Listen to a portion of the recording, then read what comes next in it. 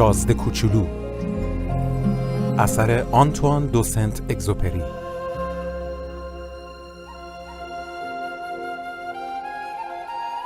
برگردان احمد شاملو. یه بار 6 سالم که بود، تو کتابی به اسم قصه های واقعی که درباره جنگل بکر نوشته شده بود، تصویر محشری دیدم از یه مار بوا که داشت یه حیوانو میبلید. تو کتاب اومده بود که مارای بوا شکارشونو همینجور درسته قورت میدن، بدون اینکه بجوانش. بعد دیگه نمیتونن از جا بجنبن و تمام 6 ماهیو که هضمش طول میکشه رو میگیرن میخوابن. اینو که خوندم راجع به چیزایی که تو جنگل اتفاق میفته کلی فکر کردم و دست آخر تونستم با یه مداد رنگی اولین نقاشیمو بکشم.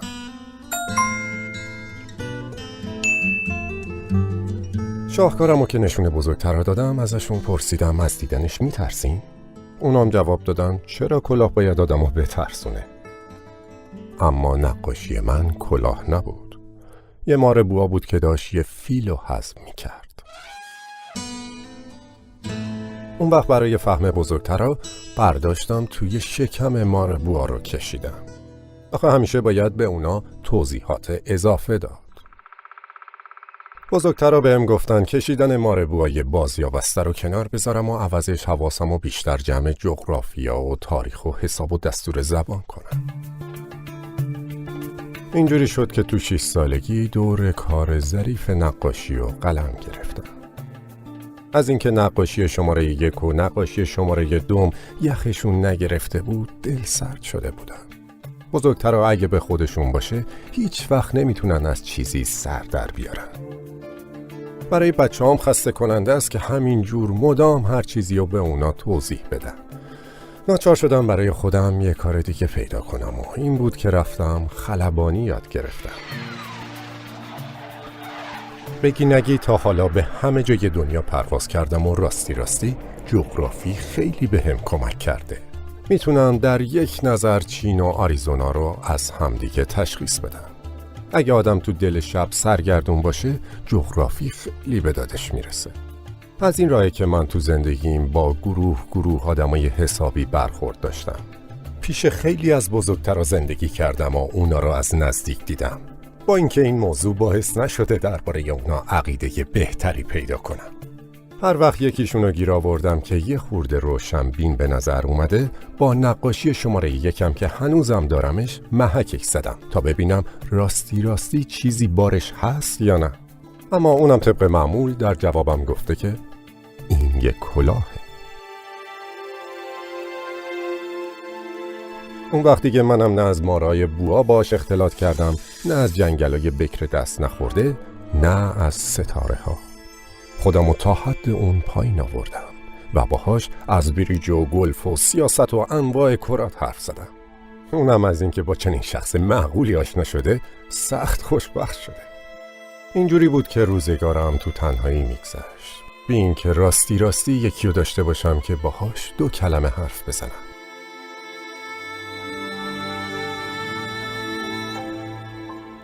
تا اینکه زد و 6 سال پیش در کویر صحرا حادثه‌ای برام اتفاق افتاد. یه چیزی موتور هواپیمامو شکسته بود و چون نه تعمیرکاری همراهم بود نه مسافری، یکه و تنها دست به کار شدم تا از پس چنین تعمیر مشکلی بر بیام. مسئله مرگ و زندگی بود. آبی که داشتم زورکی 8 روزو کفاف میداد. شب اولو 1000 مایل دورتر از هر آبادی مسکونی روی ماسه ها به صبح رسوندم. پرت افتاده تر از هر کشتی شکسته‌ای که وسط اقیانوس به تخت پاره‌ای چسبیده باشه. پس لابد میتونید حدس بزنید چقدر هاج و واج موندم وقتی زیر آفتاب صدای ظریف عجیبی بهم گفت: بی زحمت برام یه بره بکش. یهو از خواب پریدم. ها؟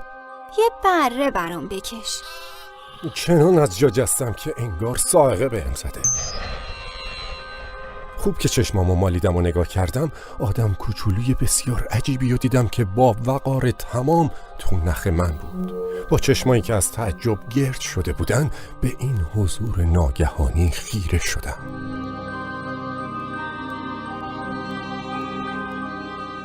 یادتون نره که من از نزدیکترین آبادی مسکونی 1000 مایل فاصله داشتم و این آدمیزاد کوچولوی منم اصلاً به نظر نمی اومد که راه گم کرده باشه یا از خستگی، گشنگی، تشنگی یا از وحشت دم مرگ باشه.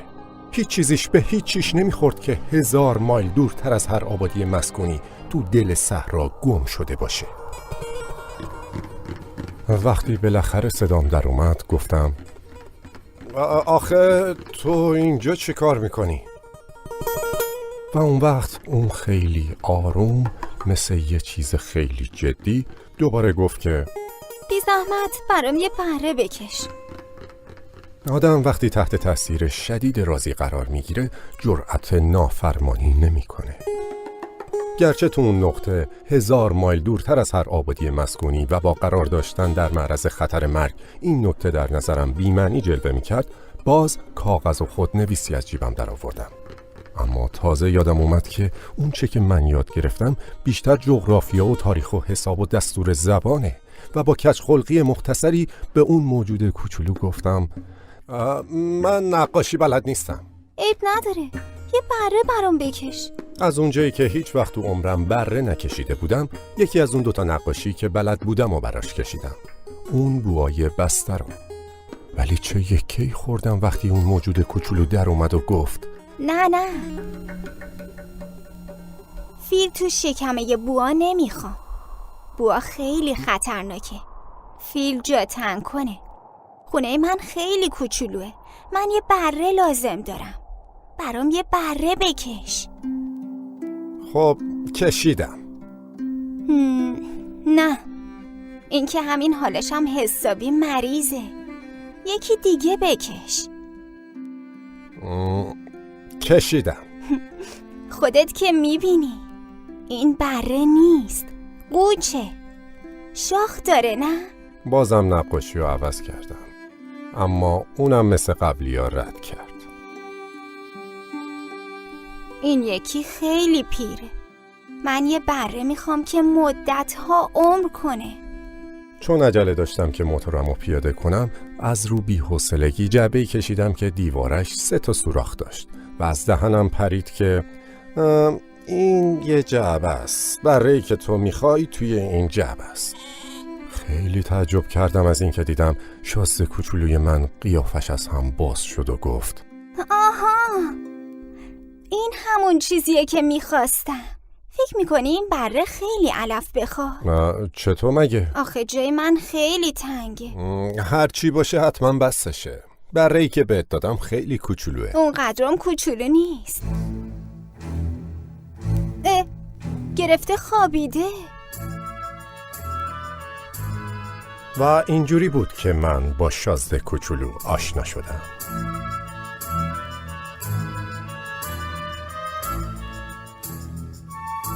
خیلی طول کشید تا تونستم بفهمم از کجا اومده. شازده کوچولو که مدام از من سوال میکرد، خودش انگار هیچ وقت سوالای منو نمیشنید. فقط چیزایی که جسته گریخته از دهنش میپرید کم کم همه چیزو برام آشکار میکرد. مثلا دفعه اولی که هواپیمامو دید ازم پرسید این چیز چیه؟ این چیز نیست، این پرواز میکنه. هواپیماست. هواپیمای منه. و از اینکه بهش میفهموندم من کسیم که پرواز میکنم، به خودم میبالیدم. حیرت زده گفت چی؟ تو از آسمون افتادی؟ آره. اوه، این دیگه خیلی عجیبه. و چنان قهقهه ملوسی سر داد که منو حسابی از جا پروند. راستش منم دلم میخواد بقیه گرفتاریامو جدی بگیرم. خنده هاشو که کرد گفت خب پس تو هم از آسمون میای. اهل کدوم سیاره ای؟ بفهمی نفهمی نور مبهمی به معمای حضورش تابید. یهو پرسیدم پس تو از یه سیاره دیگه اومدی؟ آروم سرشو تکون داد، بی اینکه چشم از هواپیما برداره. اما جوابمو نداد. تو نخ هواپیما رفته بود و آروم آروم سرشو تکون داد. گفت هرچی باشه با این نباید از جای خیلی دوری اومده باشی. مدت درازی تو خیال فرو رفت. بعد برش رو از جیبش در آورد و محو تماشای اون گنج گرانبها شد. فکر میکنین از این نیمچه اعتراف سیاره دیگه اون چه هیجانی به من دست داد؟ زیر پاش نشستم که حرف بیشتری از زبونش بکشم. ببینم تو از کجا میای شازده کوچولو؟ خونت کجاست؟ اصلا بره منو میخوای کجا ببری؟ یه مدت سکوت کرد و به فکر فرو رفت و بعد در جوابم گفت حسن جعبه‌ای که بهم دادی اینه که شبا میتونه خونش بشه. معلومه، اما اگه بچه خوبی باشی یه طناب بهت میدم که روزا ببندیش. یه طناب با یه میخ طویله.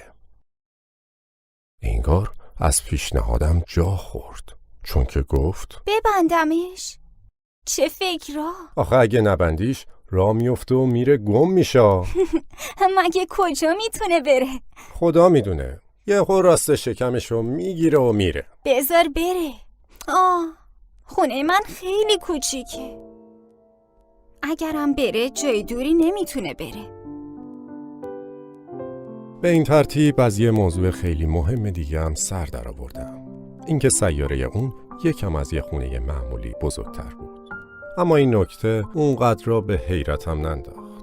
میدونستم که گذشته از سیاره‌های بزرگی مثل زمین و کیوان و تیر و ناهید که هر کدوم برای خودشون اسمی دارن، صدها سیاره دیگه هم هست که بعضیاشون از بس کوچیکن با دوربین نجومی هم به 1000 زحمت دیده میشن و هرگاه اخترشناسی یکیشونو کشف میکنه به جای اسم شماره‌ای بهشون میده. مثلا اسمشو میذاره اخترک 3251 و دلایل قاطعی هم دارم که ثابت میکنه شازده کوچولو از اخترک به 612 اومده بود. این اخترک رو فقط یه بار تو سال 1909 یه اخترشناس ترک تونسته بود ببینه که توی کنگره بین المللی نجوم با کشمکش و هیاهوی زیادی که به خاطر لباسش رو انداخته بود هیچ کس حرفش رو باور نکرد. آدم بزرگا اینجوری هن دیگه. بخت اخترک به 612 زد و ترک مستبدی ملتشو به ضرب دگنک وادار به پوشیدن لباس اروپایی‌ها کرد. اخترشناس در سال 1920 دوباره و این بار با سر و وضع آراسته برای کشفش ارائه دلیل کرد و این بار همه جانب اونو گرفتن. این به خاطر آدم بزرگاست که من این جزئیاتو در باب اخترک به 612 براتون میگم یا شماره‌شو میگم، چون اونا عاشق عدد و رقمن. وقتی با اونا از یه دوست تازه‌تون حرف بزنین هیچ وقت ازتون درباره یه چیزای اساسیشون سوال نمیکنن. مثلا هیچ وقت نمیپرسن آهنگ صداش چطوریه یا بازیایی که بیشتر دوست داره کدومن، پروانه جمع میکنه یا نه.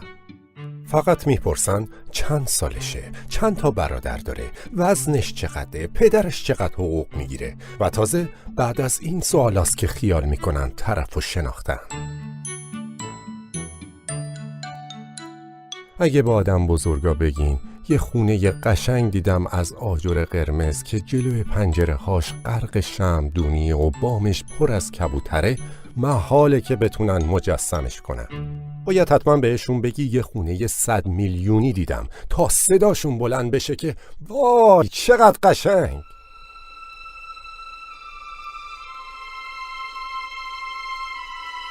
یا مثلا اگه بهشون بگی دلیل وجود شازده کوچولو اینه که تو دل برو بود و میخندید و دلش یه بره میخواست و البته بره خواستن خودش بهترین دلیل وجود داشتن هر کسیه، شونه بالا میندازن و باهاتون مثل بچه ها رفتار میکنن. اما اگه بهشون بگی سیاره‌ای که ازش اومده بود اخترک به 612 است، بی معطلی قبول میکنن و دیگه 1000 جور ازتون سوال نمیپرسن. اینجوری هن دیگه، نباید ازشون دلخور شد. بچه ها باید نسبت به آدم بزرگا گذشت داشته باشن. اما البته ماها که مفهوم حقیقی زندگی رو درک میکنیم میخندیم به ریشه هرچی عدد و رقمه. چیزی که من دلم میخواست این بود که این ماجرا رو مثل قصه پریا نقل کنم. دلم میخواست بگم یکی بود یکی نبود، روزی روزگاری یه شازده کوچولو بود که تو اخترکی زندگی میکرد که همش یه خورده از خودش بزرگتر بود و واسه خودش پی دوست و همزبون میگشت. اونایی که مفهوم حقیقی زندگی رو درک کردن واقعیت قضیه رو با این لحن بیشتر حس میکنن. آخه من دوست ندارم کسی کتابمو سرسری بخونه. خدا میدونه با نقل این خاطرات چه بار غمی روی دلم میشینه. 6 سالی میشه که دوستم با برش رفته. این که اینجا تلاش میکنم اونو وصف کنم برای اینه که از خاطرم نره. فراموش کردن یه دوست خیلی غم انگیزه. آخه همه کسی که دوستی ندارن. منم میتونم مثل آدم بزرگا بشم که فقط اعداد و ارقام چشمشونو میگیره. و بازم به همین دلیله که رفتم یه جعبه رنگ و چند تا مداد خریدم. تو سن و سال من واسه کسی که جز کشیدن یه مار بوهای باز یا بسته هیچ کار دیگه ای نکرده و تازه اونم در 6 سالگی دوباره به نقاشی رو کردن از اون حرفاست. البته تا اونجایی که بتونم سعی میکنم چیزایی که میکشم تا حد ممکن شبیه باشن. با اینکه به موفقیت خودم اطمینان چندانی ندارم، چون یکیش شبیه از آب در میاد و یکیش نه. سر قد و قوارش هم حرفه. یه جا زیادی بلند درش آوردم و یه جا زیادی کوتاه. از رنگ لباسش هم اصلا مطمئن نیستم. خب رو حدس و گمان پیش رفتم. به هر حال کاچی بس هیچی. البته گفته باشم تو بعضی از جزئیات مهمترشم دچار اشتباه شدم. اما در این مورد دیگه باید منو ببخشید. دوستم زیر بار هیچ جور شرح و توصیفی نمی رفت. شاید منم مثل خودش می دونست. اما از بخت بد دیدن بره ها از پشت جعبه از من بر نمیاد. نکنه منم یه خورده به آدم بزرگا رفتم. باید پیر شده باشم. هر روزی که میگذشت از اخترک و از فکر عزیمت و از سفر و این حرفا چیزای تازه‌ای دستگیرم میشد که همش معلول بازتابای اتفاقی بود. و از همین راه بود که روز 3 از ماجرای تلخ باوباب ها سر در آوردم. این بارم بره باعثش شد. چون شازده کوچولو که انگار سخت دو دل مونده بود ناگهان ازم پرسید بره ها بوته ها رو میخورن دیگه، مگه نه؟ آره همین جوره. آخ جون چه خوشحال شدم. نتونستم بفهمم این موضوع که بره ها بوته ها رو میخورن اهمیتش کجاست. اما شازده کوچولو بهم گفت که پس لابد باوباب ها رو میخورن دیگه. من براش توضیح دادم که باوباب بوته نیست، درخته و از ساختمان یه معبدم گنده تره و اگه یه گله فیلم با خودش ببره حتی یه درخت باوبابم نمیتونن بخورن. از فکر یه گله فیل به خنده افتاد و گفت باید چیدشون رو هم. باوبابام از بوتگی شروع میکنن به بزرگ شدن. درسته، اما نگفتی چرا دلت میخواد برهات نهالهای باوباب بخورن؟ معلومه. و اینو چنان گفت که انگار موضوع از آفتابم روشن‌تره. منتها من برای این که به تنهایی از این راز سر درارم ناچار شدم حسابی کلمو به کار بندازم. راستش این که تو اخترک شازده کوچولو هم مثل سیارات دیگه هم گیاه خوب به هم میرسید هم گیاه بد، یعنی هم تخم خوب گیاهای خوب به هم میرسیدن هم تخم بد گیاهای بد حسابی گیجم کرده بود. اما تخم گیاها که نامرئین. اونا تو حرم تاریک خاک به خواب میرن تا یکیشون هوس بیدار شدن به سرش بزنه. اون وقت کش و قوسی میاره و با کمرویی شاخک باریک خوشگل و بی‌آزاری و به طرف خورشید میدونه. اگه این شاخک تربچه‌ای، گل سرخی چیزی باشه میشه گذاشت برای خودش رشد کنه. اما اگه گیاه بدی باشه آدم باید به مجردی که دستشو خوند ریشه کنش کنه. به هر حال تو سیاره شازده کوچولو هم تخم‌های وحشتناک گیاهان به هم میرسیدن. یعنی تخم درخت باوباب که خاک سیاره حسابی ازشون لطمه خورده بود. باوبابم اگه دیر بهش برسن دیگه هیچ جور نمیشه حریفش شد. تمام سیاره رو میگیره و با ریشه هاش سوراخش میکنه. و اگه سیاره خیلی کوچولو باشه و باوباب ها خیلی زیاد باشن پاک از هم متلاشیش میکنن. شازده کوچولو بعدها یه روزی به من گفت این یه امر انضباطیه. صبح به صبح بعد از نظافت خودم باید با دقت تمام به نظافت اخترک مشغول بشم. آدم باید خودشو مجبور کنه که به مجرد تشخیص دادن باباب‌ها از بوته‌های گل سرخ که تو کوچولوان عین همن با دقت ریشه کنشون بکنه. کار کسل کننده‌ایه اما هیچ مشکلی نیست. یه روزم بهم توصیه کرد سعی کنم هر جور شده یه نقاشی حسابی از کار در بیارم که بتونه قضیه رو به بچه‌های سیاره منم حالی کنه. گفت اگه یه روز برن سفر ممکنه این به دردشون بخوره. بعضی وقتا پشت گوش انداختن کار ایرادی نداره، اما اگه پای باب در میون باشه گاو آدم میزاد. اخترکی و سراغ دارم که یه تنبل با 6 ساکنش بود و برای کندن 3 تا نهال باب هی امروز و فردا میکرد. اون وقت من با استفاده از چیزایی که گفت شکل اون اخترک رو کشیدم. اصلا دوست ندارم نصیحت کنم، اما خطر باباب‌ها اونقدر کم شناخته شده و سر راه کسی که تو چنین اخترکی سرگردان بشه اونقدر خطر به کمین نشسته که این دفعه از رویه همیشگی خودم دست برمیدارم و میگم بچه‌ها هوای باباب‌ها رو داشته باشید. اگه من سر این نقاشی این همه به خودم فشار آوردم فقط برای اون بوده که دوستامو متوجه خطری کنم که از مدت‌ها پیش بیخ گوششون بوده و مثل خود من ازش غافل بودن. درسی که با این نقاشی دادم به زحمتش میارزه. حالا ممکنه شما از خودتون بپرسید پس چرا هیچ کدوم از بقیه نقاشی‌های این کتاب هیبت تصویر باباب‌ها رو ندارن؟ خب جوابش خیلی ساده است. منظور خودمو زدم اما نتونستم از کار درشون بیارم. اما عکس باباب‌ها رو که میکشیدم احساس میکردم قضیه خیلی فوریت داره و به این دلیل شور برم داشته بود و خوب کشیدم. شازده کوچولو، اینجوری بود که من کم کمک از زندگی محدود و دلگیر تو سر در آوردم. تا مدت‌ها تنها سرگرمی تو تماشای زیبایی غروب آفتاب بوده. به این نکته تازه صبح روز 4 بود که پی بردم. یعنی وقتی که بهم گفتی غروب آفتابو خیلی دوست دارم. بریم فرو رفتن آفتابو تماشا کنی. حالا باید صبر کنی. واسه چی صبر کنم؟ صبر کنی که آفتاب غروب کنه. اولش سخت حیرت کرد. بعد از خودش خندش گرفت و برگشت و بهم گفت همش خیال میکنم تو اخترک خودمم. راستش موقعی که تو آمریکا ظهر باشه همه میدونن که تو فرانسه تازه آفتاب داره غروب میکنه. کافی آدم بتونه در 1 دقیقه خودشو برسونه به فرانسه تا بتونه غروب آفتابو تماشا کنه. متاسفانه فرانسه کجا و اینجا کجا؟ اما رو اخترک تو که به این کوچیکیه همینقدر که چند قدمی صندلی تو جلو بکشی میتونی هر قدر دلت خواست غروبو تماشا کنی. یه روز 43 بار غروب آفتابو تماشا کردم.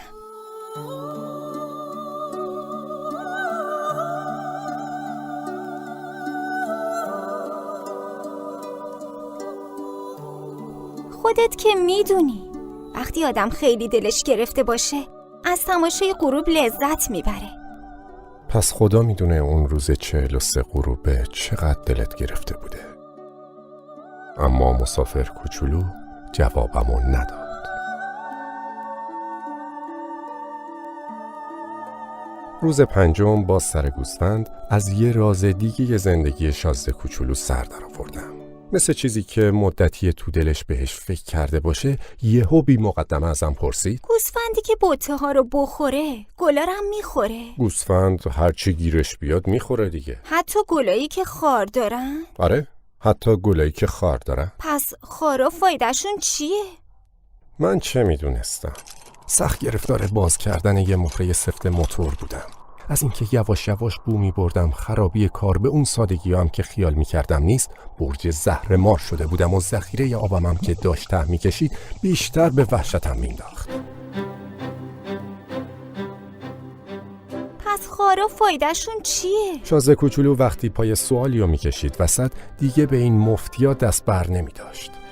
مهره پاک کلافم کرده بود. همینجور سرسری پروندم که خارها به هیچ درد کوفتی نمیخورن. اونا فقط نشونه بدجنسی گلان. حرفتو باور نمی کنم. گلا ضعیفن، بیشیل پیلن، سعی میکنن یه جوری ته دلشونو قرص کنن. اینه که خیال میکنم با اون خارا چیز ترسناک وحشت آوری میشن. لام تا کام بهش جواب ندادم. در اون لحظه داشتم تو دلم میگفتم اگه این مهره لعنتی همینجور بخواد لج کنه با یه ضربه چکش حسابشو میرسم. اما شازده کوچولو دوباره افکارمو به هم ریخت. تو فکر میکنی گلا؟ ای داد بیداد، ای داد بیداد. نه، من به هیچ کوفتی فکر نمی کنم. آخه من گرفتار 1000 تا مسئله مهمتر از اینم. مسئله مهم؟ اون منو میدید که چکش به دست با دست و بال سیاه روی چیزی که خیلی به نظرش زشت می اومد خم شده بودم. مثل آدم بزرگا حرف میزنی.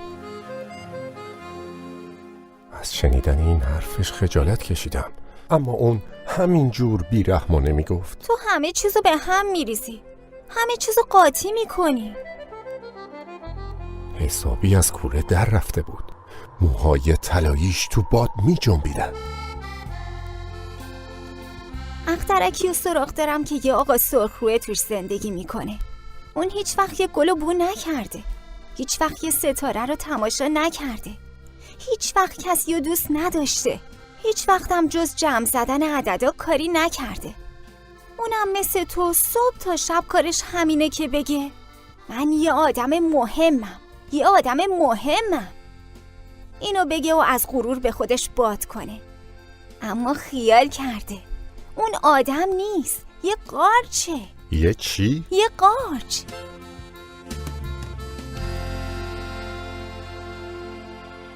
حالا دیگه رنگش از شدت خشم مثل گچ سفید شده بود. 1000 ساله که گلا خار میسازن و با وجود این 1000 ساله که بره ها گلا رو میخورن. اون وقت مهم نیست آدمو بدونن چرا گلا واسه ساختن خارایی که هیچ وقت به هیچ دردی نمیخورن انقدر به خودشون زحمت میدن. جنگ میونه بره ها و گلا اصلا مهم نیست. این موضوع از اون جمع زدنای آقا سرخروی شکم گنده مهمتر و جدیتر نیست. اگه من گلیو بشناسم که تو همه دنیا تکه و جز رو اخترک خودم هیچ جای دیگه پیدا نمیشه و ممکنه یه روز صبح یه بره کوچولو الکی بدون اینکه بفهمه چی کار داره میکنه یهو از میون ببرتش، چی؟ یعنی اینم هیچ اهمیتی نداره؟ اگه کسی گلیو دوست داشته باشه که تو 1000 ستاره فقط یه دونه ازش هست، واسه احساس خوشبختی همینقدر کافیه که نگاهی به اون همه ستاره بندازه و با خودش بگه گل من یه جایی میونه اون ستاره هاست. اما اگه بره گلو بخوره براش مثل اینه که یهو تمام اون ستاره ها پتی کنن و خاموش بشن. یعنی اینم هیچ اهمیتی نداره. دیگه نتونست چیزی بگه و ناگهان حق کنان زد زیر گریه. حالا دیگه شب شده بود. اسباب و ابزارمو کنار انداخته بودم. دیگه چکش و مهره و تشنگی و مرگ به نظرم مضحک می اومدن.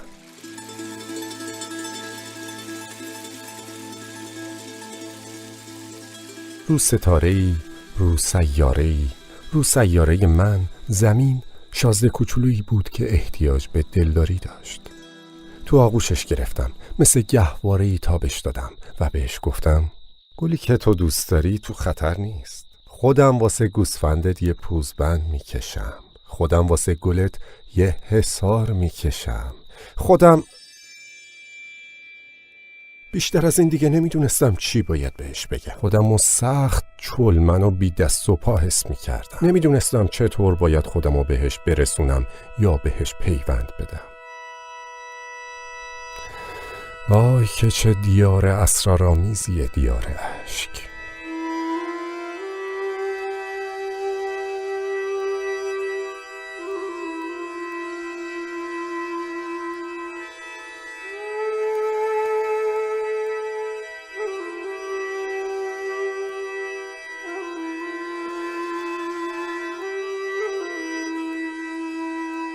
راه شناختن اون گلو خیلی زود پیدا کردم.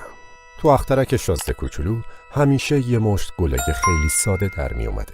گلایی با یه ردیف گلبرگ که جای چندانی نمی گرفته. دست و پاگیر کسی هم نمی شده.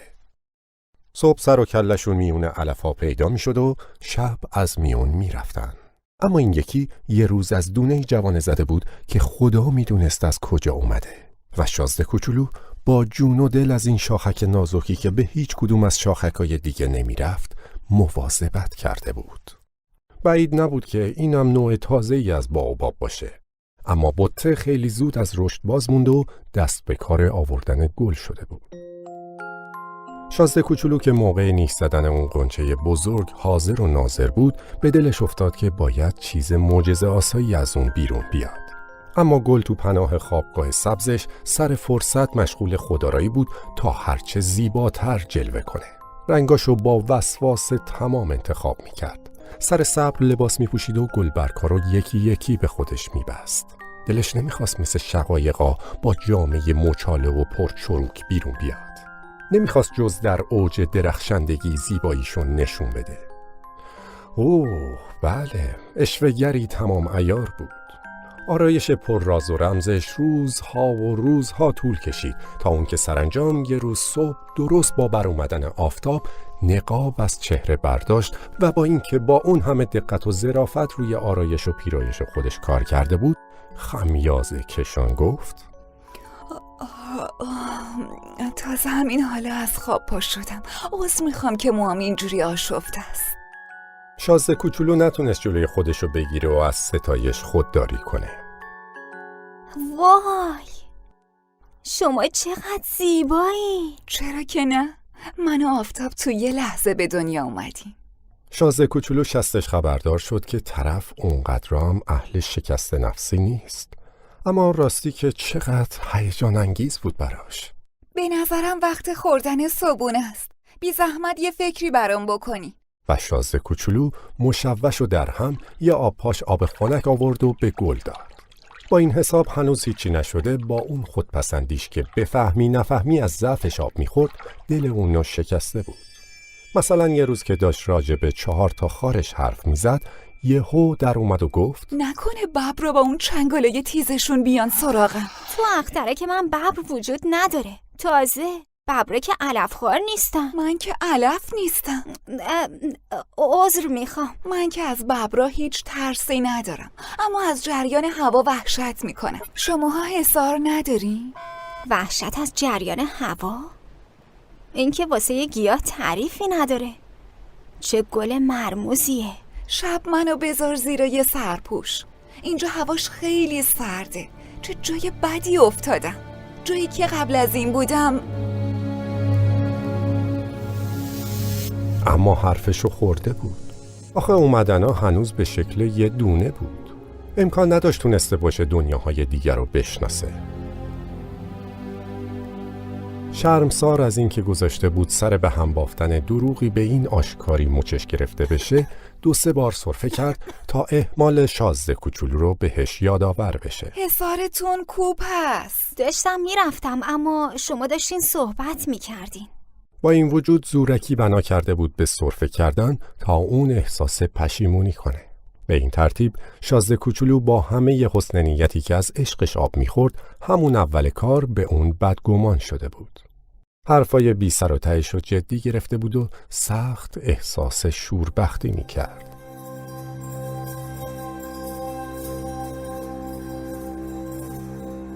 یه روزی درد و دل کنان به من گفت: حقش بود، به حرفش گوش نمیدادم. هیچ وقت نباید به حرف گلو گوش داد. گلو فقط باید بویید و تماشا کرد. گل من تمام اخترکم رو معطر میکرد، اما من بلد نبودم چجوری ازش لذت ببرم. از یه چنگاله ببر که اونجور دماغم کرده بود باید دلمو نرم کرده باشه. اون روزا نتونستم چیزی بفهمم. من باید رو رفتار اون قضاوت میکردم، نه روی گفتارش. عطرگیرم میکرد، دلمو روشن میکرد. نباید ازش میگذشتم. باید به مهر و محبتی که پشت اون کلکای معصومانش پنهان بود پی میبردم. گلا پرن از اینجور تضادا. اما خب دیگه، من خامتر از اون بودم که راه دوست داشتنشو بدونم. گمون کنم شازده کوچولو برای فرارش از مهاجرت پرنده‌های وحشی استفاده کرده. صبح روز حرکت اخترکشو اونجور که باید مرتب کرد. آتشفشانای فعالشو با دقت پاک و دوده‌گیری کرد. 2 تا آتشفشان فعال داشت که برای گرم کردن ناشتایی خیلی خوب بودن. یه آتشفشان خاموشم داشت. منتها به قول خودش آدم کف دستشو که بو نکرده. این بود که آتشفشان خاموشم پاک کرد. آتشفشان که پاک باشه مرتب و یک هوا میسوزه و یهو گر نمیگیره. آتشفشانم عین هو بخاری یهو علو میزنه. البته ما رو سیارمون زمین کوچکتر از اونیم که آتشفشانامون رو پاک یا دوده‌گیری کنیم و برای همینه که گاهی اونجور اسباب زحمتمون میشن. شازده کوچولو با دل گرفته آخرین نهالای بابا هم ریشه کن کرد. فکر میکرد دیگه هیچ وقت نباید برگرده. اما اون روز صبح گرچه از این کارای معمولی هر روزه کلی لذت برد، اما موقعی که آخرین آب و پای گلش داد و خواست بذاردش زیر سرپوش، چیزی نمونده بود که اشکش سرازیر بشه. به گل گفت خدا نگهدار. اما جوابشو نداد. دوباره گفت خدا نگهدار. گل سرفه کرد، اما این سرفه اثر چاییدن نبود. بالاخره به زبون اومد و گفت من سبک مغز بودم، ازت عذر میخوام، سعی کن خوشبخت باشی. از اینکه به سرکوفت و سرزنش‌های همیشگی بر نخورد حیرت کرد و سرپوش به دست هاج و واج ماتش برد. از این محبت آرام سر در نمی آورد. گل بهش گفت خب دیگه دوست دارم. اگه تو روحتم از این موضوع خبردار نشد تقصیر منه. باشه زیاد مهم نیست، اما تو هم مثل من بیعقل بودی. سعی کن خوشبخت بشی. این سرپوشم بذار کنار، دیگه به دردم نمیخوره. آخه باد اونقدرام سرمایی نیستم.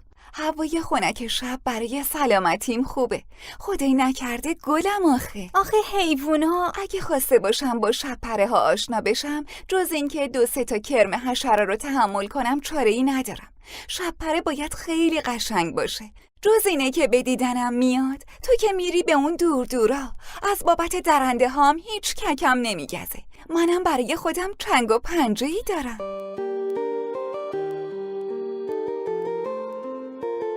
دست نکن دیگه، این کارت خلق آدمو تنگ میکنه. حالا که تصمیم گرفتی بری برو.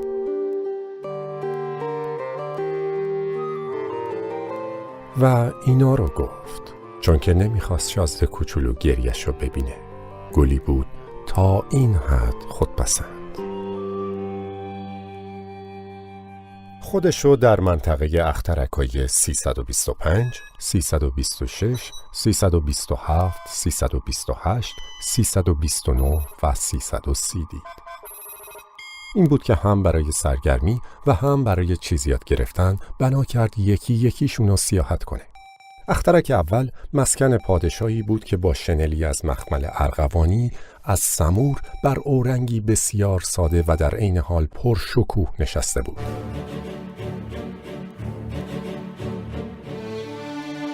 و همین که چشمش به شازده کوچولو افتاد فریاد زد خب این هم از رعیت.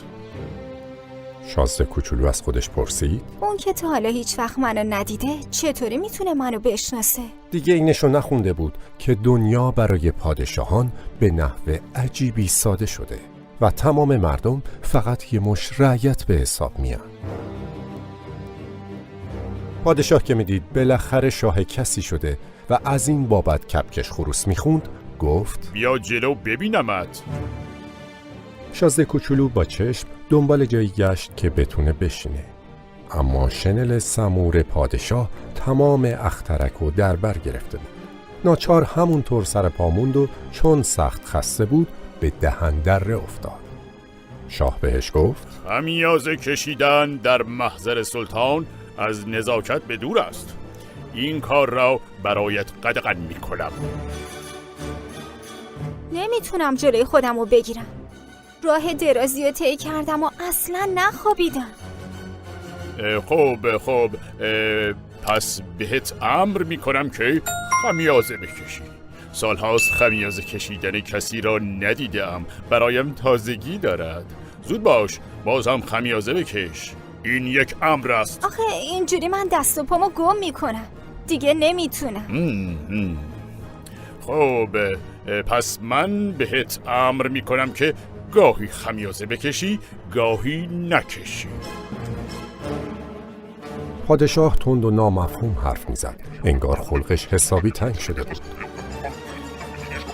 پادشاه فقط در بند این بود که مطیع فرمانش باشن. در مورد نافرمانی ها هیچ نرمشی از خودش نشون نمیداد. یه پادشاه تمام عیار بود. چون زیادی خوب بود، اوامری که صادر میکرد اوامری بودن منطقی. مثلا خیلی راحت بهش گفت که اگر من به یکی از سردارانم امر کنم تبدیل به یکی از مرغ‌های دریایی شود و یارو اطاعت نکند، تقصیر او نیست، تقصیر خودم است. شازده کوچولو در نهایت ادب پرسید اجازه میفرمایید بشینم؟ پادشاه در نهایت شکوه و جلال شنل پوست سمورش رو جمع کرد و گفت به تو امر میکنیم که بنشینی. اما شازده کوچولو حیرون مونده بود. آخه اون اخترک کوچکتر از اون بود که تصورش رو بشه کرد. واقعا این پادشاه به چی سلطنت میکرد؟ بهش گفت قربان، اجازه میدین یه سوالی ازتون بپرسم؟ به تو امر میکنیم که از ما سوال کنی. شما قربان به چی سلطنت میفرمایید؟ به همه چی؟ به همه چی؟ پادشاه با حرکتی قاطع به اخترک خودش و اخترک‌های دیگه و باقی ستاره ها اشاره کرد. شازده کوچولو پرسید یعنی به همه اینا؟ به همه اینها. اون وقت ستاره هام گوش به فرمانتونن؟ البته که هستند. همه‌شان بیدرنگ هر فرمانی را اطاعت میکنند. ما نافرمانی را مطلقاً تحمل نمی کنیم. یه چنین قدرتی شازده کوچولو رو به شدت متعجب کرد. اگه خودش چنین قدرتی داشت، بی اینکه حتی صندلیشو یه ذره تکون بده، روزی 44 بار که هیچ، 70 بار و حتی 100 بار و 200 بار غروب آفتاب رو تماشا میکرد. و چون به فهمی نفهمی از یادآوری اخترکش که به امان خدا ول کرده بود قصهش میگرفت، جرأتی به خودش داد که از پادشاه درخواست محبتی بکنه. دلم میخواسته غروب آفتاب رو تماشا کنم. در حقم لطف کنید و امر کنید خورشید غروب کنه. اگر ما به یک سردار امر کنیم مثل شب‌پره از این گل به آن گل بپرد، یا قصه سوزناکی بنویسد، یا به شکل یک مرغ دریایی درآید و او این امر را اجرا نکند، کدام یکی از ما مقصریم؟ ما یا او؟ شما. درست است. باید از هر کسی چیزی را توقع داشت که ازش ساخته باشد. قدرت باید پیش از هر چیز به عقل متکی باشد. اگر تو به ملتت فرمان بدهی که بروند خودشان را بیندازند توی دریا، انقلاب میکنند. پس ما حق داریم که توقع اطاعت داشته باشیم، چون اوامرمان عاقلانه است. پس غروب آفتاب من چی؟ تو هم به غروب آفتابت میرسی. امریش را صادر میکنیم. منتها با شم حکمرانیمان منتظریم زمینه اش فراهم بشود. کی فراهم میشه؟ پادشاه بعد از اون که تقویم کت و کلفتی رو نگاه کرد جواب داد حدود غروب، حدود ساعت 7:40. و اون وقت تو با چشمان خودت میبینی که چطور فرمانمان اجرا میشود.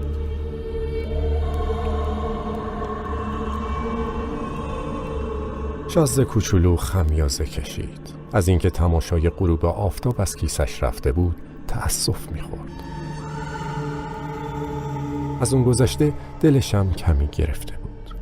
این بود که به پادشاه گفت من دیگه اینجا کاری ندارم، میخوام برم. شاه که دلش برای داشتن رعیت قنج میرفت گفت نرو وزیرت میکنیم. وزیر چی؟ وزیر دادگستری. آخه اینجا کسی نیست که محاکمه بشه. معلوم نیست؟ ما که هنوز گشتی دور قلمروی ما نزده ایم.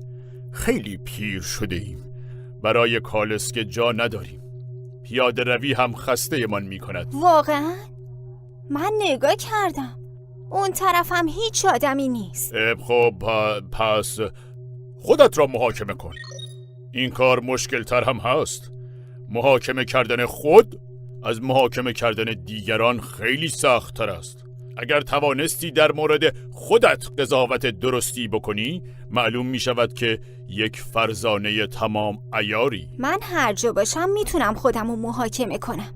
پس چه احتیاجیه که اینجا بمونم؟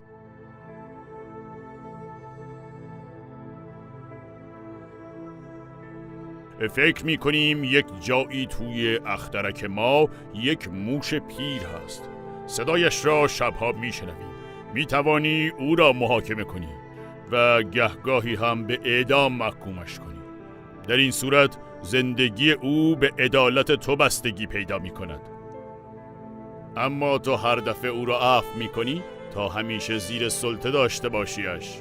آخر یکی که بیشتر نیست. من از حکم اعدام خوشم نمیاد. فکر میکنم دیگه باید برم. نه. اگه اعلی حضرت مایلن اوامرشون دقیقاً اجرا بشه، میتونم فرمان خردمندانه ای در مورد بنده صادر کنن. مثلا میتونم به بنده امر کنن ظرف 1 دقیقه راه بیفتم. تصور میکنم زمینشم آماده باشه. چون پادشاه جوابی نداد، شازده کوچولو اول 2 دل موند، اما بعد آهی کشید و به راه افتاد. اون وقت پادشاه با شتاب فریاد زد: سفیر خودمان فرمودیمت. حالت بسیار شکوهمندی داشت. شازده کوچولو همونطور که میرفت تو دلش میگفت: این آدم بزرگا راستی چقدر عجیبن.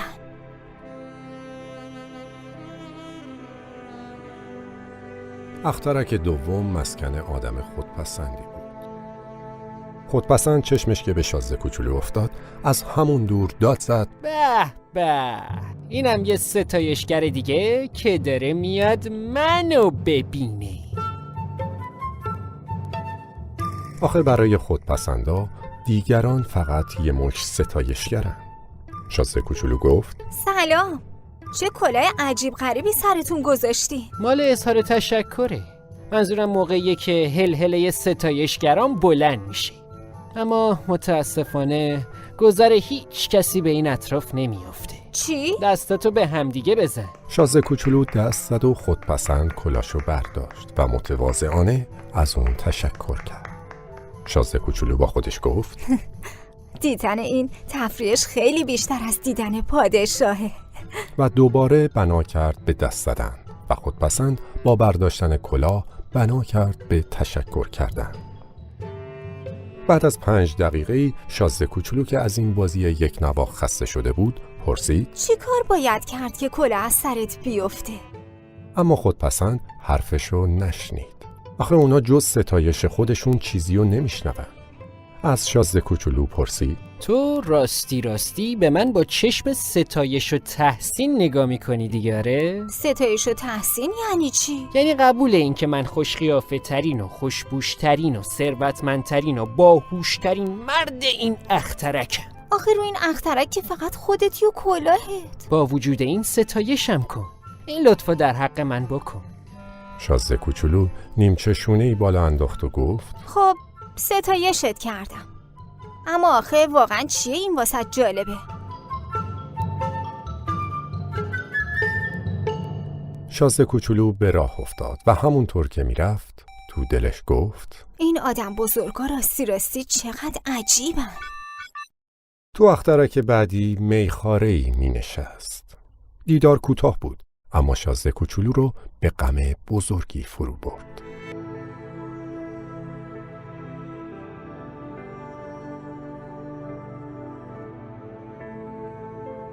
به میخاره که سمون بک پشت یه مشت بطری خالی و یه مشت بطری پر نشسته بود گفت: چی کار داری میکنی؟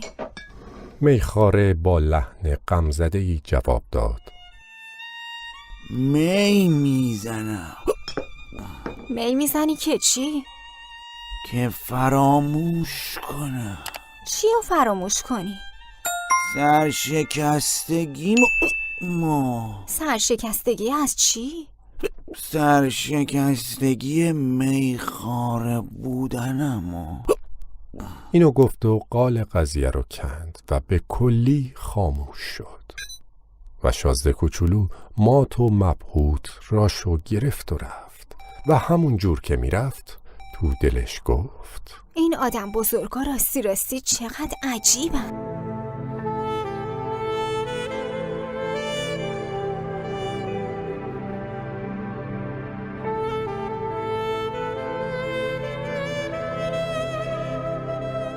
اخترک چهارم اخترک مرد تجارت پیشه بود. این بابا چنان مشغول و گرفتار بود که با ورود شازده کوچولو حتی سرش هم بلند نکرد. شازده کوچولو گفت سلام، آتیش سیگارتون خاموش شده. 7 12 و 3 15. سلام. 15 و 7 22 22 6 میشه 28. وقت ندارم روشنش کنم. 26 و 5 31. از جمعش میکنه 501,622,731. 500 میلیون چی؟ هنوز اینجایی تو؟ 501 میلیون چیز. چه میدونم، انقدر کار سرم ریخته که من یه مرد جدیم و با حرفای 8 من 9 شایی سر و کار ندارم. 2 و 5 7. 501 میلیون چی؟ توی این 54 سالی که ساکن این اخترکم همش 3 بار گرفتار موی دماغ شدم. اولیش 22 سال پیش یه سوسک بود که خدا میدونه از کدوم جهنم پیدا شد. یه صدای وحشتناکی از خودش در می آورد که باعث شد توی جمع 4 جا اشتباه کنم. دفعه دوم 11 سال پیش بود که استخون درد بیچارم کرد. من ورزش نمی کنم. وقت یللی تللی هم ندارم. یه آدم خیلی جدیم. اینم بار سومش. کجا بودم؟ 501 میلیون ها. این همه میلیون چی؟ میلیون ها از این چیزای کوچولویی که یه وقتایی تو هوا دیده میشن. مگس؟ نه بابا، این چیزای کوچولوی براق. زنبور عسل؟ نه همین چیزای کوچولوی طلایی که ولنگارا رو به عالم هپروت میبره. گفتم که من آدم خیلی جدیم که وقتمو صرف خیال بافی نمی کنم. آها، ستاره؟ خودشه ستاره. خب 500 میلیون ستاره به چه دردت میخورن؟ 501,622,731. من جدیم و دقیق. خب به چه دردت میخورن؟ به چه دردم میخورن؟ آره. هیچی. تصاحبشون میکنن.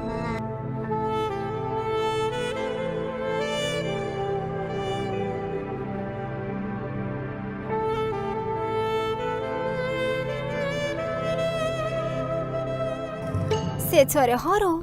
آره خب. آخه من به یه پادشاهی برخوردم که پادشاه ها تصاحب نمی کنن. اونا بهش سلطنت میکنن. این دوتا با هم خیلی فرق دارن. خب حالا تو اینا رو تصاحب میکنی که چی بشه؟ که دارا بشن. خب دارا شدن به چه کارت میاد؟ به این کار که اگه کسی ستاره‌ای پیدا کرد من ازش بخرم.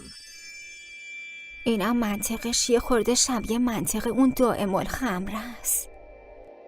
چجوری میشه یه ستاره رو صاحب شد؟ این ستاره ها مال کیان؟ چه میدونم، مال هیچ کس. پس مال منن، چون من اول به این فکر افتادم. همین کافیه؟ البته که کافیه. اگه توی جواهر پیدا کنی که مال هیچ کس نباشه میشه مال خودت. اگه جزیره‌ای کشف کنی که مال هیچ کس نباشه میشه مال خودت.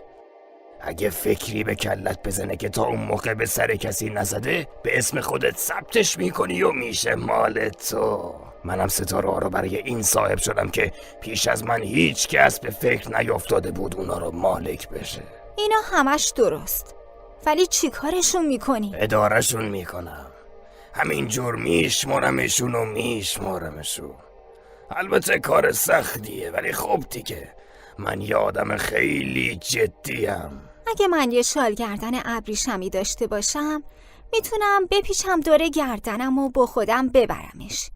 اگه یه گل داشته باشم میتونم بچینم و با خودم ببرمش. اما تو که نمیتونی ستاره ها رو بچینی. نه، اما میتونم بذارمشون توی بانک. اینی که گفتی یعنی چی؟ یعنی اینکه تعداد ستاره هامو روی تیکه کاغذ مینویسم، میذارم تو کشو و درشم قفل میکنم. همش همین؟ بله، همین کافیه.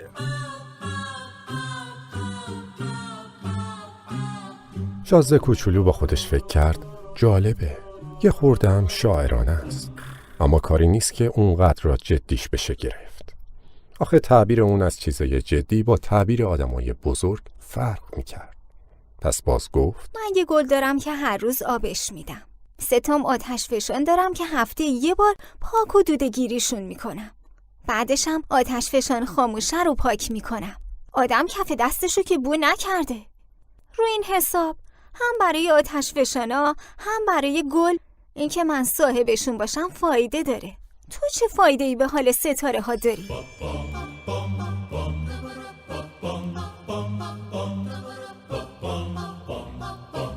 تاجر پیشه دهنشو باز کرد که جوابی بده، اما چیزی پیدا نکرد. و شازده کوچولو راشو گرفت و رفت و همون جور که میرفت تو دلش گفت این آدم بزرگا راستی چقدر عجیبن.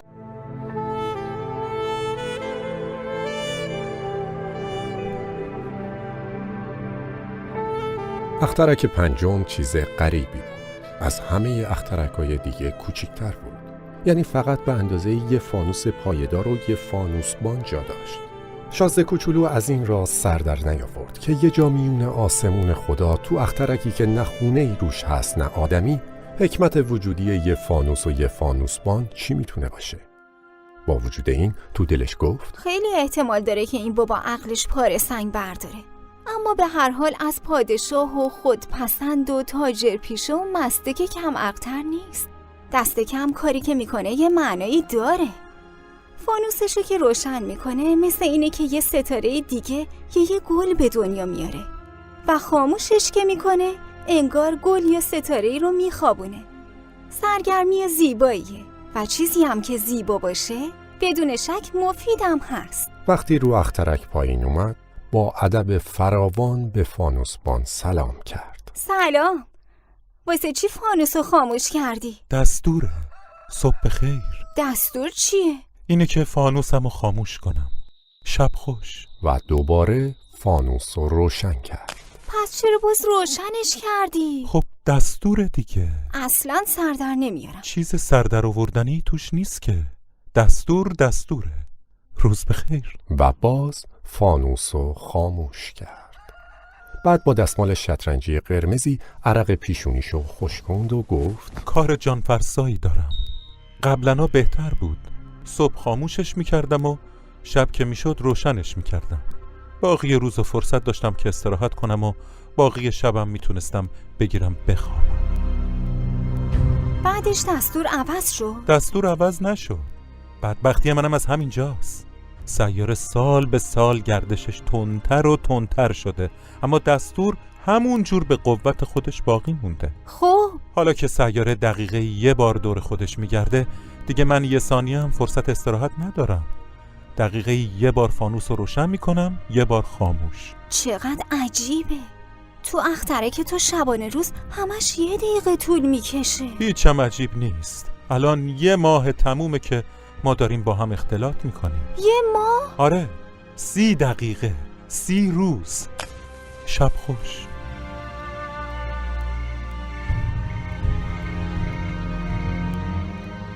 شازده کوچولو به فانوسبان نگاه کرد و حس کرد که این مردو که تا این حد به دستور وفاداره دوستش داره.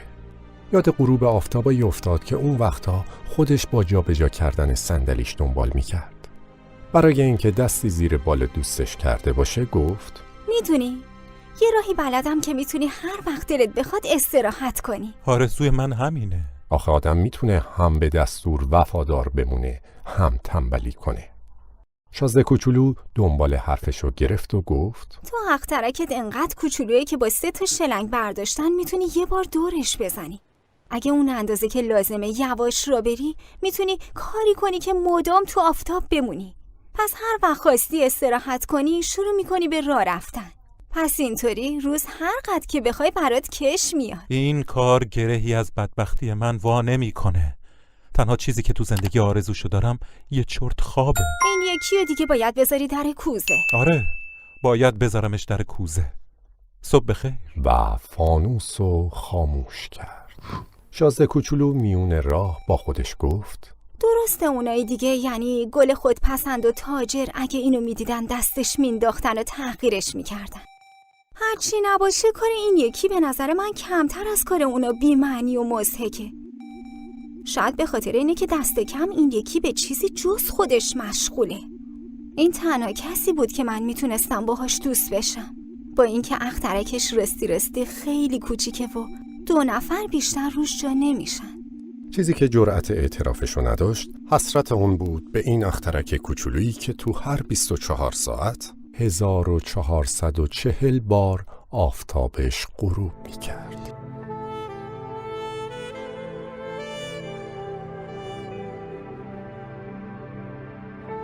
اخترک ششم اخترکی بود 10 بار فراختر و آقا پیره‌ای توش بود که کتاب‌های کت و کلفتی می‌نوشت. همین که چشمش به شازده کوچولو افتاد با خودش گفت: خواب اینم یک کاشف. شازده کوچولو لب میز نشست و نفس میزد. نه اینکه راه زیادی طی کرده بود، برای هم. آقا پیره به اون گفت: از کجا میای؟ این کتاب به این کلفتی چیه؟ شما اینجا چی کار میکنی؟ من جغرافیدانم. جغرافیدان چیه؟ جغرافیدان به دانشمندی میگن که جای دریا و رودخونه ها و شهرها و کوه ها و بیابونا رو میدونه. محشره، یه کار درست حسابیه. به اخترک جغرافیدان و این سو و آن سو نگاهی انداخت. تا اون وقت اخترکی به این عظمت ندیده بود. اخترکتون خیلی قشنگه. اقیانوس هم داره؟ از کجا بدونم؟ عجب. کوه چطور؟ از کجا بدونم؟ شهر، رودخونه، بیابون. از اینا هم خبری ندارم. مگه شما جغرافیدان نیستی؟ درسته، ولی کاشف که نیستم. من حتی 1 نفر کاشفم ندارم. کار جغرافیدان نیست که دوره بیفته بره شهرها و رودخونه‌ها و کوه‌ها و دریاها و اقیانوس‌ها و بیابونا رو بشمره. مقام جغرافیدان برتر از اونه که دوره بیفته و ول بگرده. اصلا از اتاق کارش بیرون نمیاد، بلکه کاشفارم همونجا میپذیره. ازشون سوال میکنه و از خاطراتشون یادداشت برمیداره و اگه خاطرات یکی از اونا به نظرش جالب اومد دستور میده روی خلقیات اون کاشف تحقیقاتی صورت بگیره. برای چی؟ برای اینکه اگه کاشفی گندگو باشه کار کتابای جغرافیا رو به فاجعه میکشونه. چه بسا که کاشف اهل پیالن باشه. اون دیگه چرا؟ چون آدمای دائم الخمر همه چیزو 2 تا میبینن. اون وقت جغرافیدان برمیداره جایی که 1 کوه بیشتر نیست مینویسه 2 کوه. پس من یه بابایی میشناسم که یه کاشف مسخره عذاب در میاد. بعید نیست. بنابراین بعد از اون که ثابت شد پالان کاشف کج نیست، تحقیقاتی هم روی کشفی که کرده انجام میگیره. یعنی میرم میبینم؟ نه، این کار گرفتاری زیاده. از خود کاشف میخوان دلیل بیاره. مثلا اگه پای کشف یک کوه بزرگ در میون بود ازش میخوان سنگای گنده‌ای از اون کوه رو کنه. راستی تو از راه دوری میای، تو کاشفی، باید چند و چون اخترکت رو برای من بگی. و با این حرف دفتر و دستکشو باز کرد و مدادشو تراشید. معمولا خاطرات کاشف ها رو اول با مداد یادداشت میکنن و دست نگه میدارن تا دلایلشو اثبات کنه. بعد اون وقت با جوهر می نویسنش. خب اخترک من چیز چندان جالبی نداره. آخه خیلی کوچیکه. 3 تا آتش فشان دارم که 2 تاش فعاله، یکیش خاموش. اما خب دیگه آدم کف دستشو که بو نکرده. آدم چه میدونه چی پیش میاد؟ یه گلم دارم. نه ما گلا رو یادداشت نمی‌کنیم. چرا؟ گل که زیباتره. برای اینکه گلا فانی هن. فانی یعنی چی؟ کتابای جغرافیا از کتابای دیگه گرانبهاترن و هیچ وقت هم از اعتبار نمیافتن. بسیار به ندرت پیش میاد یک کوه جا عوض کنه. بسیار به ندرت ممکنه آب یه اقیانوس خالی بشه. ما فقط چیزای پایدار رو می‌نویسیم. اما آتش فشانای خاموش میتونن از نو بیدار بشن. فانیو نگفتی یعنی چی؟ آتش فشان چه روشن باشه چه خاموش برای ما فرقی نمیکنه. اون چی که به حساب میاد خود کوهه که تغییر پیدا نمیکنه. فانی یعنی چی؟ یعنی چیزی که در آینده تهدید به نابودی میشه. گل منم در آینده نابود میشه؟ البته که میشه. گل من فانیه و جلوی دنیا برای دفاع از خودش جز 4 تا خار هیچی نداره. اون وقت منو بگو که اونو توی اخترکم تک و تنها رها کردم. این اولین باری بود که دچار پریشانی و اندوه میشد، اما تونست به خودش مسلط بشه. پرسید: شما به من دیدن کجا رو توصیه میکنی؟ سیاره زمین شهرت خوبی داره. و شازده کوچولو همچنان که به گلش فکر میکرد به راه ادامه داد.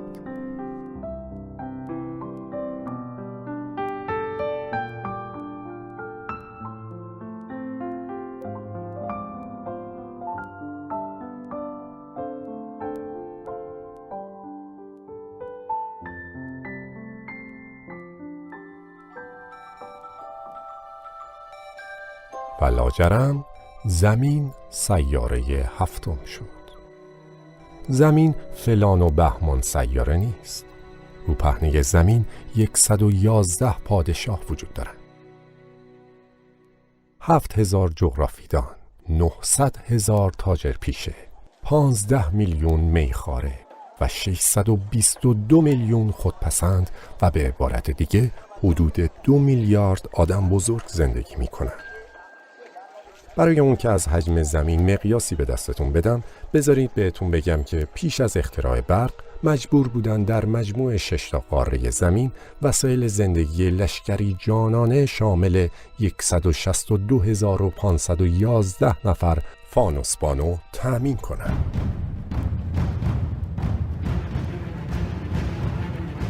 روشن شدن فانوس ها از دور خیلی با شکوه بود. حرکات این لشکر مثل حرکات یه باله تو اپرا مرتب و منظم بود. اما اول از همه نوبت فانوسبانای زلاند نو و استرالیا بود. اینا که فانوساشون رو روشن می‌کردن می‌رفتن می‌خوابیدن. اون وقت نوبت فانوسبانای چین و سیبری می‌رسید که به رقص در بیان. بعد اینا با تردستی تمام به پشت صحنه می‌خزیدن و جا برای فانوسبانای ترکیه و 7 ایالت هند خالی می‌شد. بعد نوبت فانوسبانای آمریکای جنوبی می‌شد و آخر سرم نوبت فانوسبانای آفریقا و اروپا می‌رسید و بعد نوبت فانوسبانای آمریکای شمالی بود. هیچ وقت خدا هم هیچ کدوم از اینا در ترتیب ورودشون به صحنه دچار اشتباه نمی‌شدند. چه شکوهی داشت.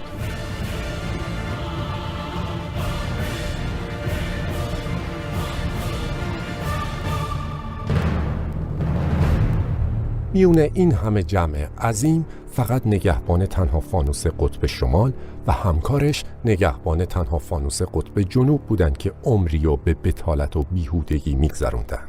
آخه اونا سال به سال همش 2 بار کار میکردن. آدمی که اهل اظهار فضل باشه به فهمی نفهمی میفته به لاف زدن. منم تو تعریف قضیه فانوسبانا براتون اونقدر رو راست نبودم. میترسم به اونایی که زمین ما رو نمیشناسن تصور نادرستی داده باشم. انسان‌ها رو پهنه زمین جای خیلی کمی رو اشغال میکنن. اگه همه 2 میلیارد نفری که رو کره زمین زندگی میکنن بلند شن و مثل موقعی که به تظاهرات میرن یه خورده جمع و جور بیستن، راحت و بی دردسر تو میدونی به مساحت 20 مایل در 20 مایل جا میگیرن. همه جامعه بشری رو میشه یک جا روی کوچکترین جزیره اقیانوس آرام کپه کرد. البته حرفی نیست که آدم بزرگا حرفتون رو باور نمی کنن. آخه تصور اونا اینه که کلی جا اشغال کردن، چون مثل باباب ها خودشونو خیلی مهم می بینن. پس بهشون پیشنهاد می کنم که بشینن و حساب کنن. اونا هم که عاشق اعداد و ارقامن. پس این پیشنهاد حسابی سر حالشون میاره. اما شما رو به خدا بی خودی وقت خودتون رو سر این جریمه مدرسه به هدر ندید. این کار اصلاً ارزشی نداره. به من که اطمینان دارید دیگه. شازده کوچولو پاش که به زمین رسید، از این که هیچ بنی بشری دیده نمیشه سخت هاج و واج موند.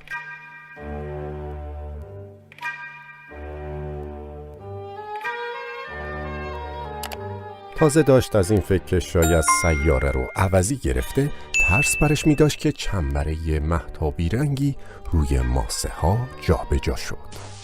شاز کوچولو همین جوری سلام کرد. مار بهش گفت سلام. رو چه سیاره‌ای پایین اومدم؟ رو زمین تو قاره آفریقا. عجب. من فکر میکردم رو زمین فقط آدم وجود داشته باشه. اینجا کویره. تو کویر کسی زندگی نمیکنه. زمین بسیار وسیعه. به خودم میگم ستاره واسه این روشنن که هر کسی بتونه یه روز مال خودشو پیدا کنه. اخترک منو نگاه، درست بالا سرمونه. اما چقدر دوره. ای قشنگه. اینجا اومدی چی کار؟ با یه گل بگو مگوم شده. عجب. و هر دوشون خاموش شدن. شازده کوچولو بهش گفت آدمو کجان؟ آدم تو کویر یه خورده احساس تنهایی میکنه. پیش آدمام احساس تنهایی میکنی. تو چه جونور بامزه‌ای هستی، مثل یه انگشت باریکی. عوضش از انگشت هر پادشاهی مقتدرترم. نه چندان. پاهم که نداری، حتی راه هم نمیتونی بری. من میتونم تو رو به چنان جای دوری ببرم که با هیچ کشتی هم نتونی بری. مار اینو گفت و دور قوزک پای شازده کوچولو پیچید،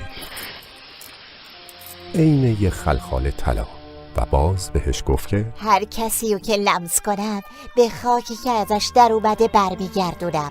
اما تو پاکی و از یه سیاره دیگه اومدی. تو روی این زمین خارایی اقدر ضعیفی که به حالت رحمم میاد. روزی روزگاری اگه دلت خیلی هوای اخترک تو کرد بیا من کمکت میکنم. من میتونم. آره تا تشو خوندم. اما راستی تو چرا همه حرفاتو به صورت معما در میاری؟ حلال همه معماهام خودمم. و هر دوشون خاموش شدن. شازده کوچولو همه جای کویر رو گشت، اما جز یک گل به هیچ چیز دیگه ای بر نخورد. یک گل 3 گل برگه، یک گل ناچیز. شازده کوچولو بهش گفت سلام. سلام. آدما کجا؟ آدما؟ گمون کنم ازشون 6 هفته‌ای باشن. سالها پیش دیدمشون. منتها خدا میدونه کجا میشه پیداشون کرد. باد اینور و اونور میبردشون. نه این که ریشه ندارن، بی ریشگی هم حسابی اسباب درد سرشون شده. خداحافظ. خداحافظ. از کوه بلندی بالا رفت. تنها کوههایی که به عمرش دیده بود 3 آتشفشان‌های اخترک خودش بود که تا سر زانوش می‌رسیدند و از اونی که خاموش بود جای 4 پایه استفاده می‌کرد.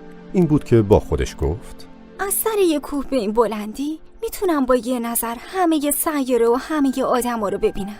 اما جز نوک تیز صخره‌های نوک‌تیز چیزی ندید. همین جوری گفت سلام. تنین بهش جواب داد سلام. کی هستید شما؟ با من دوست بشین. من تک و تنهام. اون وقت با خودش فکر کرد چه سیاره عجیبی. خشک خشک و تیز تیز و شور شور. آدماش هم که یه ذره قوه تخیل ندارن و هر چی رو بشنون عیناً تکرار میکنن. تو اخترک خودم گلی داشتم که همیشه اول اون حرف میزد. اما سرانجام بعد از مدت‌ها راه رفتن از میان ریگ‌ها و صخره‌ها و برف‌ها به جاده‌ای برخورد و هر جاده‌ای یک راست میره سراغ آدما. گفت سلام. و مخاطبش گلستان پرگلی بود. گلها گفتند سلام. شازده کوچولو رفت تو بحرشون. همشون عین گل خودش بودن. حیرت زده ازشون پرسید شماها کی هستی؟ ما گل سرخیم. آهی کشید و سخت احساس شوربختی کرد. گلش به اون گفته بود که از نوع اون تو تمام عالم فقط همون یکی هست و حالا 5000 تا گل همشون مثل هم فقط تو یک گلستان بودن. فکر کرد اگه گل من اینو میدید بد جور از رو میرفت. پشت سر هم شروع میکرد سرفه کردن و برای اینکه از هوش شدن نجات پیدا کنه خودشو به مردن میزد و منم مجبور میشدم وانمود کنم به پرستاریش، وگرنه برای سرشکستن منم که شده بود راستی میمرد. منو باش که فقط با یه دونه گل خودم و دولتمند عالم خیال میکردم، در صورتی که اون چیزی که دارم فقط یه گل معمولیه. با اون گل و اون 3 آتش فشان که تا سر زانو منو، شاید هم یکیشون تا ابد خاموش بمونه، شازده چندان پرشوکتی به حساب نمیاد. رو سبزه ها دراز شد و حالا گریه نکن کی گریه کن.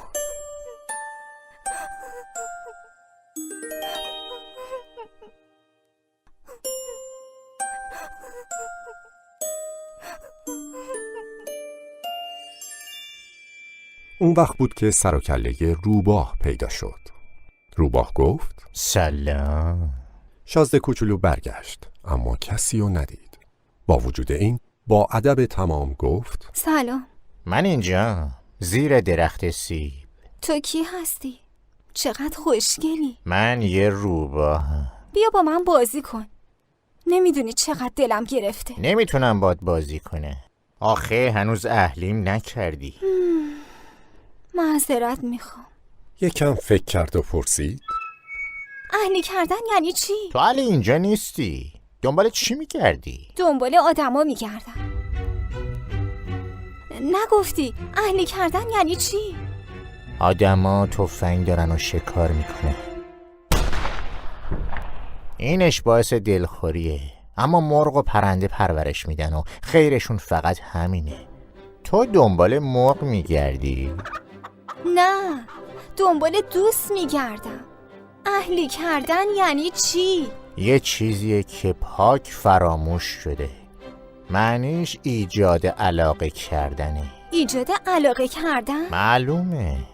تو الان واسه من یه پسر بچه‌ای مثل 100,000 پسر بچه دیگه. نه من هیچ احتیاجی به تو دارم، نه تو هیچ احتیاجی به من. منم واسه تو یه روباه هم مثل 100,000 روباه دیگه. اما اگه منو اهلی کردی، هر دوتامون به هم احتیاج پیدا میکنی.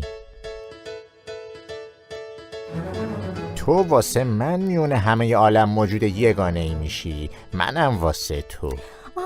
کم کم داره دستگیرم میشه. یه گلی هست که گمونم منو اهلی کرده باشه. بعید نیست. روی این کره زمین 1000 جور چیز میشه دید. نه، اون رو کره زمین نیست. روی سیاره دیگه است؟ آره. تو اون سیاره شکارچی هم هست؟ نه. محشره.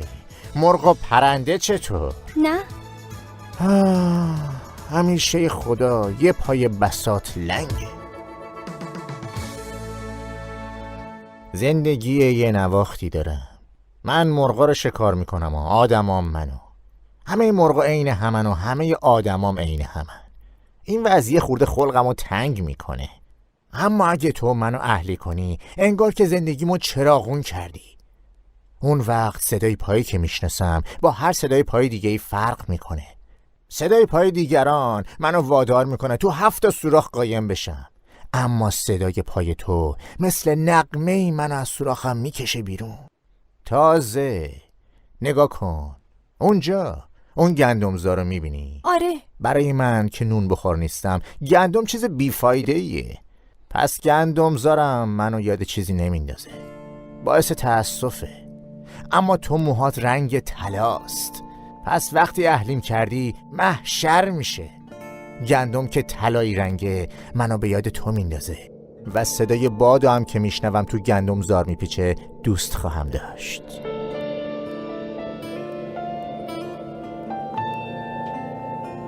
بعد خاموش شد و مدت زیادی به شازده کوچولو نگاه کرد. اون وقت گفت اگه دلت میخواد منو اهلی کن. دلم که خیلی میخواد، اما وقت چندانی ندارم. باید برم دوست پیدا کنم و از کلی چیزا سر در بیارم. آدم فقط از چیزایی که اهلی کنه میتونه سر در بیاره. انسانا دیگه برای سر در آوردن از چیزا وقت ندارن. همه چیزو همینجور حاضر آماده از مغازه میخرن. اما چون مغازه‌ای نیست که دوست معامله کنه، آدما موندن بی دوست.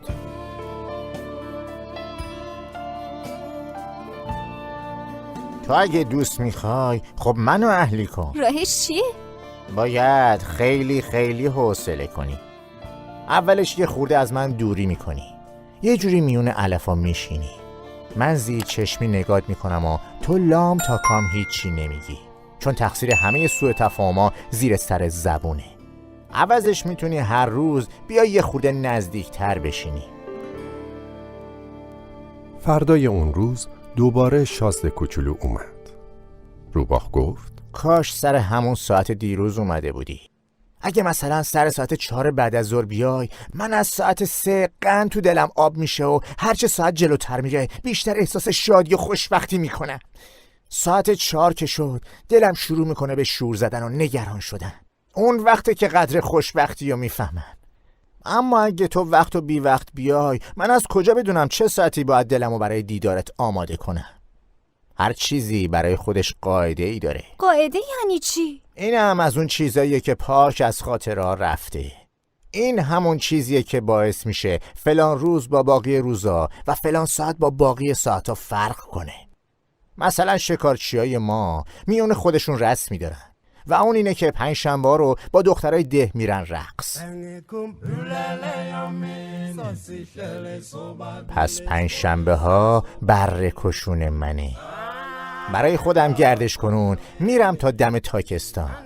حالا اگه شکارچیا وقت و بی وقت میرقصیدن، همه روزا شبیه هم میشدن و من بیچاره دیگه فرصت و فراغتی نداشتم. به این ترتیب شازده کوچولو روباه و اهلی کرد. اما لحظه جدایی که نزدیک شد، روباه گفت آخ، نمیتونم جلوی اشکمو بگیرم. تقصیر خودته. من که بعد تو نمیخواستم.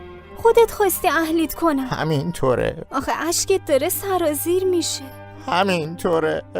پس این ماجرا فایده‌ای به حال تو نداشته. چرا؟ واسه خاطر رنگ گندم.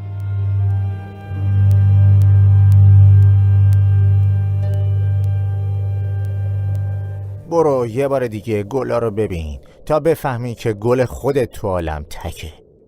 برگشتنا با هم ودا میکنیم و منم به عنوان هدیه رازیو بهت میگم. شازده کوچولو یه بار دیگه به تماشای گلها رفت و به اونا گفت شما هیچ شباهتی به گل من ندارین. هنوز هیچی نیستین. نه کسی شما رو اهلی کرده، نه شما کسی رو. درست همون جوری هستین که روباه من بود. روباهی بود مثل 100,000 روباه دیگه. اونو دوست خودم کردم و حالا تو همه عالم تکه. گلها حسابی از رو رفتند. شازده کوچولو دوباره بهشون گفت که خوشگلین اما خالی هستین. براتون نمیشه مرد.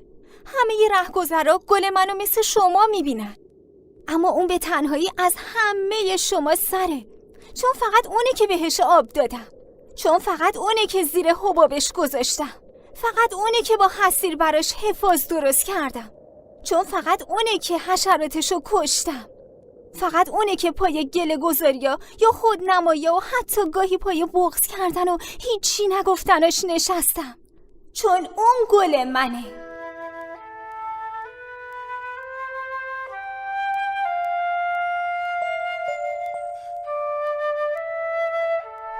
و برگشت پیش روباه و گفت خدا نگهدار.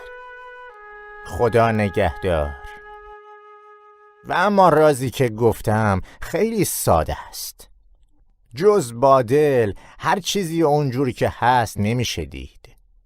نهاد و گوهر رو چشم سر نمیبینه. شازده کوچولو برای اون که یادش بمونه تکرار کرد نهاد و گوهر رو چشم سر نمیبینه.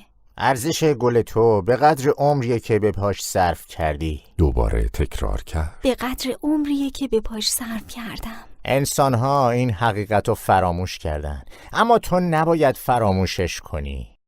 تو تا زنده‌ای نسبت به چیزی که اهلی کردی مسئولی. تو مسئول گلتی. و باز هم تکرار کرد من مسئول گلمم.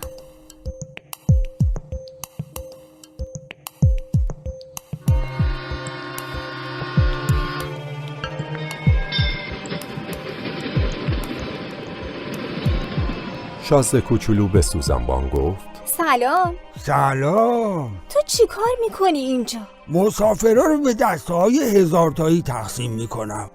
قطارهایی هم که میبرنشون و گاهی به سمت راست میفرستم، گاهی هم به سمت چپ.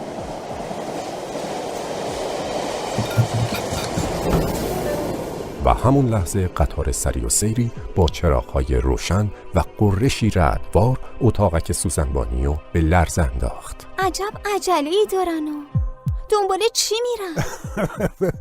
بابا این از خود آتشکار لوکوموتیو هم بپرسی نمیدونه. قطار سری و سیر دیگه‌ای با چراغ‌های روشن قرید و در جهت مخالف گذشت.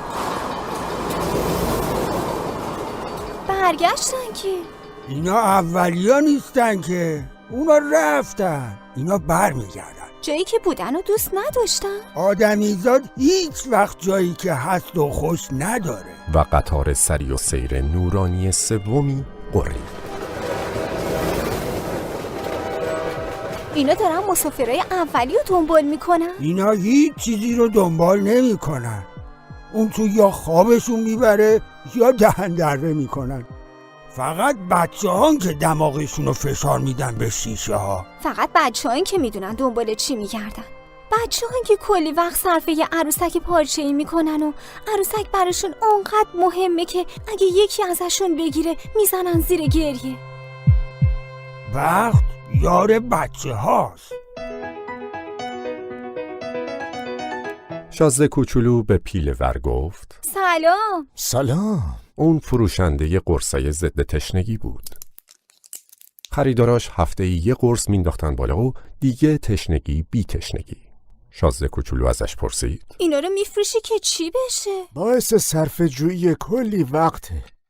کارشناسای خبره نشستن دقیقاً حساب کردن که با خوردن این قرصا هفته‌ای 53 دقیقه وقت صرفه جویی میشه. خب اون وقت اون 53 دقیقه رو چی کار میکنن؟ هر کاری دلشون خواست. شازده کوچولو تو دلش گفت من اگه 53 دقیقه وقت اضافه داشته باشم خوشخوشک به طرف یه چشمه میرم. هشتمین روز خرابی هواپیمام تو کویر بود که در حال نوشیدن آخرین چکه ذخیره آبم به قضیه پیله ور گوش داده بودم. به شازده کوچولو گفتم خاطرات تو جدی زیبان، اما من هنوز از پس تعمیر هواپیمام بر نیومدم. یه چیکه آبم ندارم. اگه میتونستم خوشخوشک به طرف چشمه ای برم واقعا احساس خوشبختی میکردم. دوستم روبا. اون روباهو ول کن دیگه. واسه چی؟ واسه اینکه تشنگی کارمونو میسازه. واسه همین.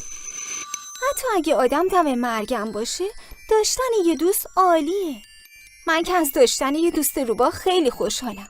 با خودم گفتم اون نمیتونه میزان خطر رو تخمین بزنه. آخه اون هیچ وقت نه تشنش میشه نه گشنش. فقط یه ذره آفتاب براش بسه. اون به هم نگاه کرد و در جواب فکرم گفت منم تشنمه.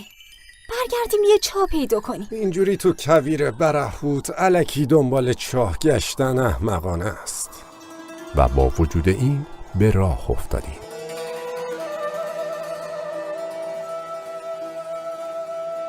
پس از ساعت‌ها که در سکوت راه رفتیم شب شد و ستاره ها یکی یکی در اومدن. من که از زور تشنگی تب کرده بودم انگار اونا رو خواب می دیدم. حرفای شازده کوچولو تو دهنم می رقصید. ازش پرسیدم پس تو هم تشنته اره؟ اما اون به سوالم جواب نداد. فقط در نهایت سادگی گفت آب ممکنه برای دل منم خوب باشه. از حرفش چیزی دستگیرم نشد، اما ساکت موندم. میدونستم که از اون نباید حرف کشید. خسته شده بود. گرفت نشست و منم کنارش نشستم. بعد از مدتی سکوت گفت قشنگی ستاره ها واسه خاطر گلیه که ما نمیبینیمش. همینطوره. و بدون هیچ حرفی در نور مهتاب غرق تماشای چین و شکنهای شن شدم. باز گفت کویر زیباست. و حق با اون بود. من همیشه عاشق کویر بودم. آدم بالای توده‌ای شن لغزان میشینه، هیچی نمیبینه و هیچی نمیشنوه، اما با وجود این چیزی توی سکوت برق میزنه. شازده کوچولو گفت چیزی که کویر رو زیبا میکنه اینه که یه جایی یه چاه قایم کرده. از اینکه ناگهان به راز اون درخشش اسرارآمیز شن پی بردم حیرت زده شدم. بچگیام تو خونه کهنه‌سازی میشستیم که معروف بود توی اون یک گنج چال کردن. البته نگفته پیداست که هیچ وقت کسی اونو پیدا نکرد و شاید حتی اصلاً کسی دنبالش نگشت.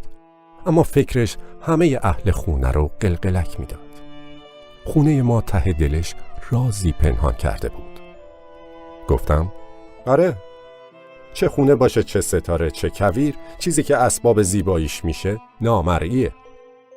اون به هم گفت خوشحالم که با روح من توافق داری.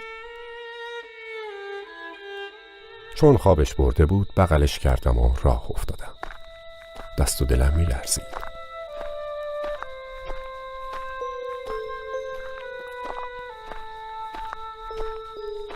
انگار چیز شکستنی بسیار گرانبهایی رو تو دستم می بردم. حتی به نظرم می اومد که تو تمام عالم چیزی شکستنی تر از اون به نظرم نمی رسه. تو روشنی مهتاب به اون پیشونی رنگ پریده و اون چشمای بسته و اون طره های مو که باد تکونشون میداد نگاه کردم و تو دلم گفتم اونی که من می بینم فقط یه صورت معصومه. اون چیزی که مهمه رو با چشم نمیشه دید. چون دهان نیمه بازش طرح کمرنگ نیمه لبخندی داشت به خودم گفتم چیزی که تو شازده کوچولوی خوابیده منو به شدت متأثر میکنه وفاداری اون به یه گله. تصویر گل سرخی که مثل شعله چراغی حتی تو خواب نازم وجودش رو روشن میکنه.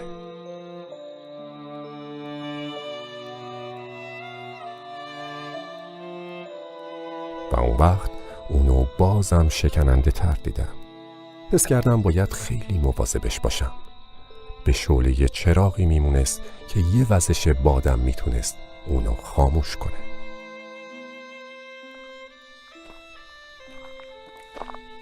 و همونطور در حال راه رفتن بودم که دمدمای سحر چاهو پیدا کردم. شازده کوچولو به هم گفت آدما همش تو قطاره تندرو میرن اما نمیدونن دنبال چی میکردن. واسه همینه که همش دور خودشون میچرخن. این که نشد کار. چاهی که بهش رسیده بودیم اصلاً شبیه چاهای کویری دیگه نبود. چاه کویری یه چاله ساده است وسط شنها. این یکی به چاهای آبادی میمونست. اما اون دور و بر آبادی نبود و من فکر کردم دارم خواب میبینم. گفتم عجیبه، قرقره و سطل و تناب همه چیزش رو به راهه. خندید. تنابو گرفت و قرقره رو به کار انداخت. و قرقره مثل بادنمای کهنه‌ای که تا مدت‌ها پس از خوابیدن باد میناله به ناله در اومد. گفت میشنوی؟ ما داریم این چاهو از خواب بیدار میکنیم و اون داره برامون آواز میخونه.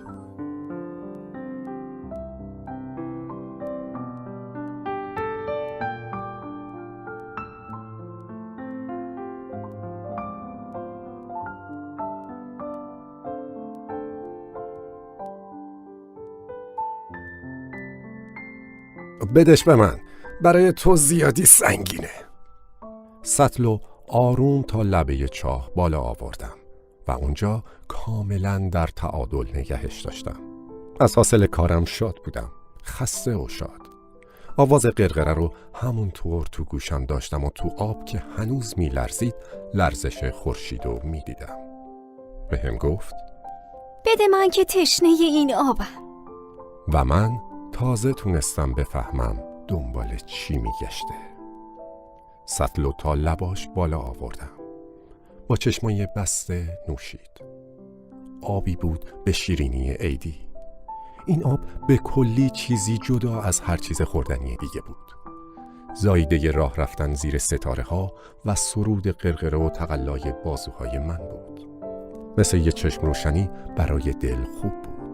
پسر بچه که بودمم چراغ درخت عید و موسیقی نیمه شب عید کریسمس و لطف لبخندهای عیدی که بهم میدادند درست به همین شکل اون همه جلا و جلوه داشت. بهم گفت مردم سیاره تو برمی‌دارن 5000 تا گل توی گلستان میکنن و اون یه دونه‌ای که دنبالش میگردن و اون وسط پیدا نمیکنن. نه، پیداش نمیکنن. با این وجود چیزی که دنبالش میگردن ممکنه فقط تو یه گل یا تو یه جور آب پیدا بشه. آره، درسته. گیرم چشم سر کوره. باید به چشم دل دنبالش بگردی. منم سیراب شده بودم و راحت نفس میکشیدم. وقتی آفتاب در میاد شن به رنگ عسل میشه. منم از این رنگ عسلی لذت میبردم. چرا نباید لذت ببرم؟ شازده کوچولو که کنار من نشسته بود با لطف بهم گفت هی، قولت قول باشه ها. کدوم قول؟ یادته؟ یه پوزه بند برای برم. آخه من مسئول گلمم. طرحهای اولیه‌مو از جیبم در آوردم. نگاشون کرد و خندید و گفت بابات شبیه کلم شدن. ای وای، منو بگو که اونقدر به بابام مینازیدم. روباهت گوشش بیشتر شبیه شاخ شدن چون زیادی درازن. آقا کوچولو داری بی انصافی میکنی ها. من جز بوآهای بسته و بوآهای باز چیزی بلد نبودم که بکشم. خب مهم نیست، عوضش بچه‌ها سرشون تو حسابه.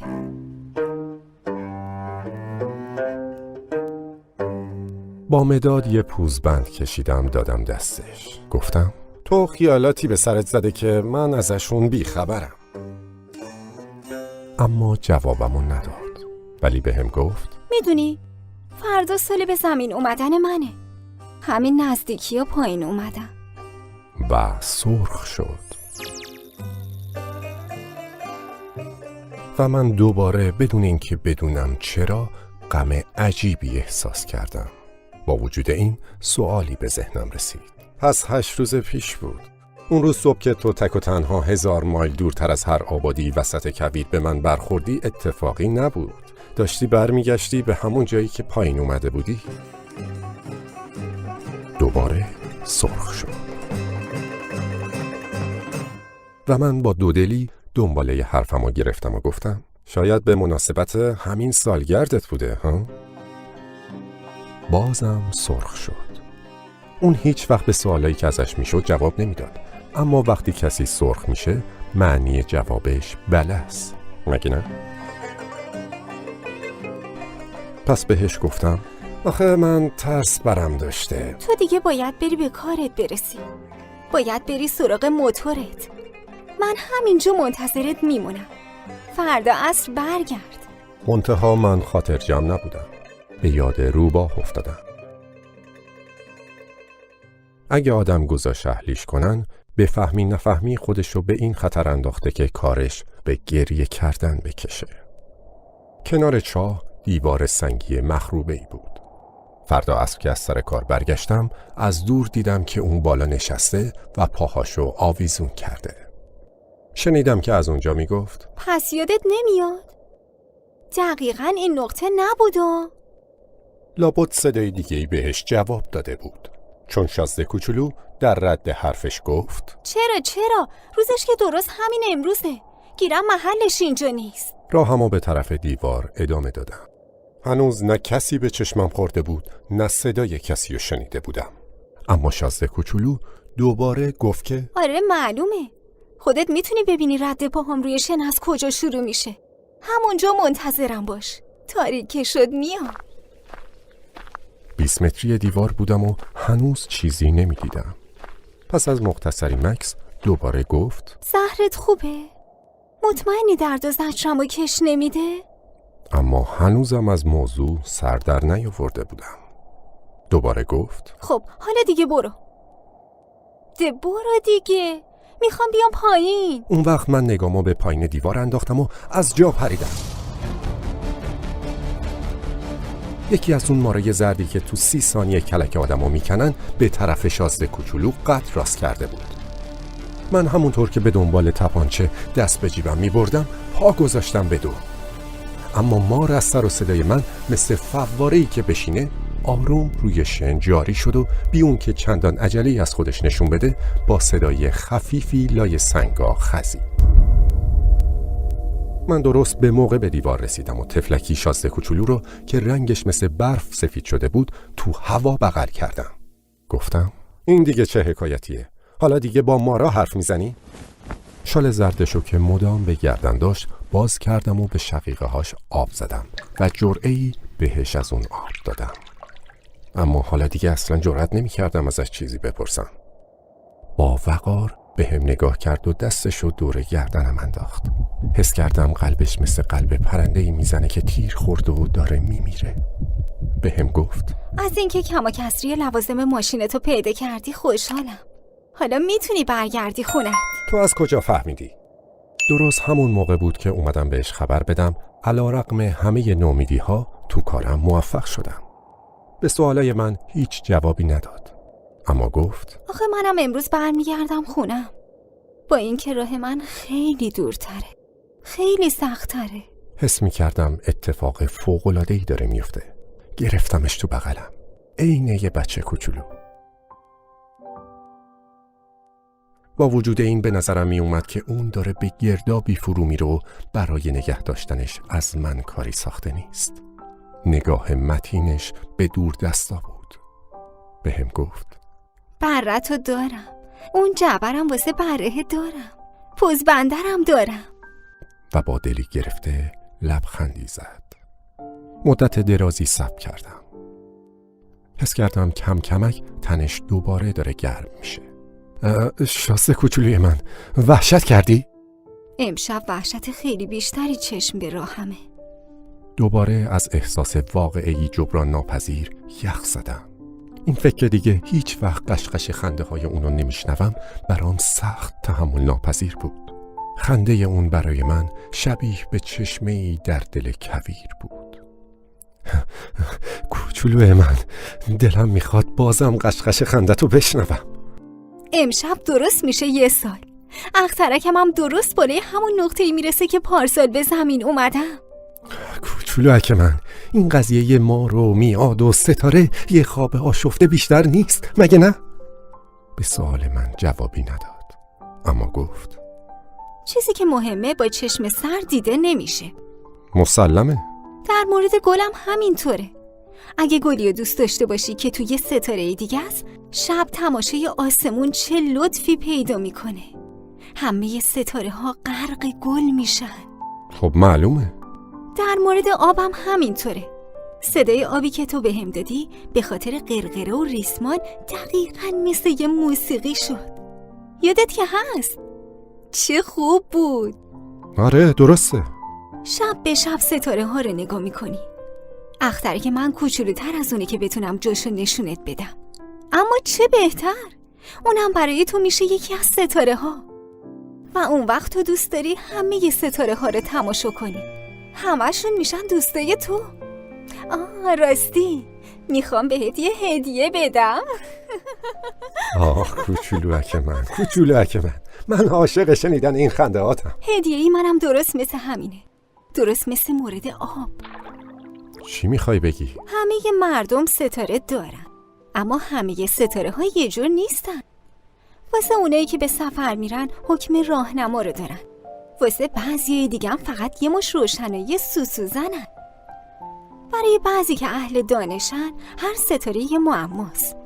واسه اون تاجر طلا بود، اما این ستاره همشون ساکت و خاموشن.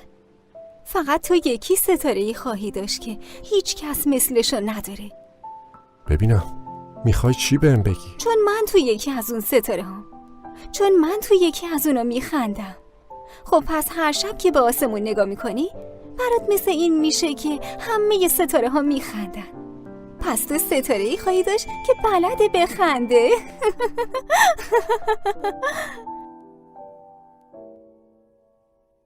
و خاطرت که تسلی پیدا کرد، از آشنایی با من خوشحال میشی. دوست همیشگی من باقی میمونی و دلت میخواد با من بخندی و گاهی وقتام واسه تفریح پنجره اتاقتو وا میکنی. دوستات از این که میبینن تو به آسمون نگاه میکنی و میخندی حسابی تعجب میکنن. اون وقت تو بهشون میگی آره ستاره ها همیشه منو به خنده میندازن. و اون وقت اونا یقین پیدا میکنن که تو پاک عقلتو از دست دادی.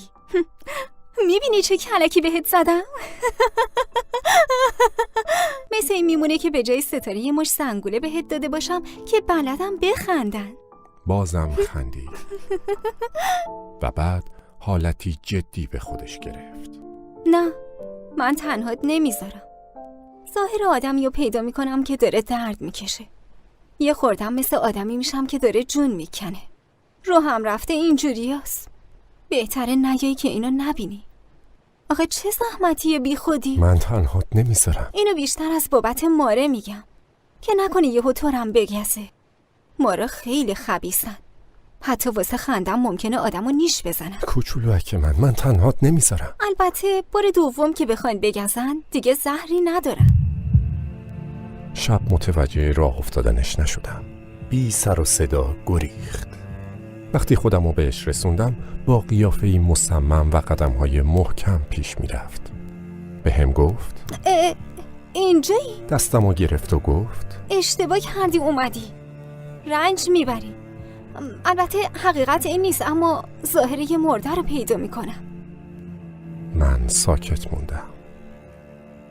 خودت درک میکنی راه خیلی دوره. نمیتونم این جسمو با خودم ببرم.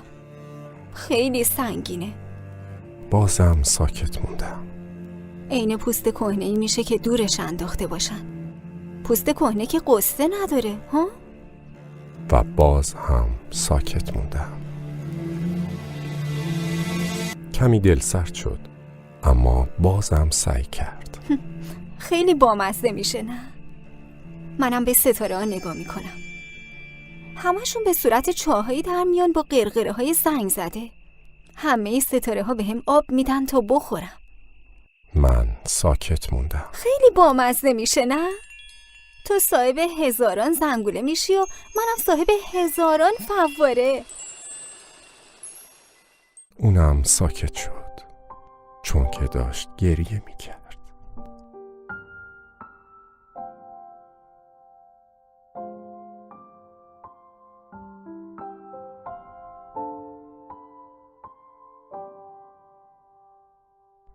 خب همینجاست. بذار چند قدم خودم تنهایی برم. و گرفت نشست چون که میترسید. میدونی گلمو میگم، آخه من مسئولشم. تازه چقدرم لطیفه و چقدرم ساده و بیشیل پیله است. واسه اینکه جلوی همه عالم از خودش دفاع کنه همش چی داره مگه؟ 4 تا خاره ناچیز. منم گرفتم نشستم. دیگه نمیتونستم سر پا بند بشم. به هم گفت همین، همش همینو بس. بازم یکم دودلی نشون داد، اما بالاخره پا شد و قدمی به جلو رفت. من اما قادر به حرکت نبودم. کنار قوزک پاش جرقه زردی زد و فقط همین. یه دم بی حرکت موند. فریادی نزد.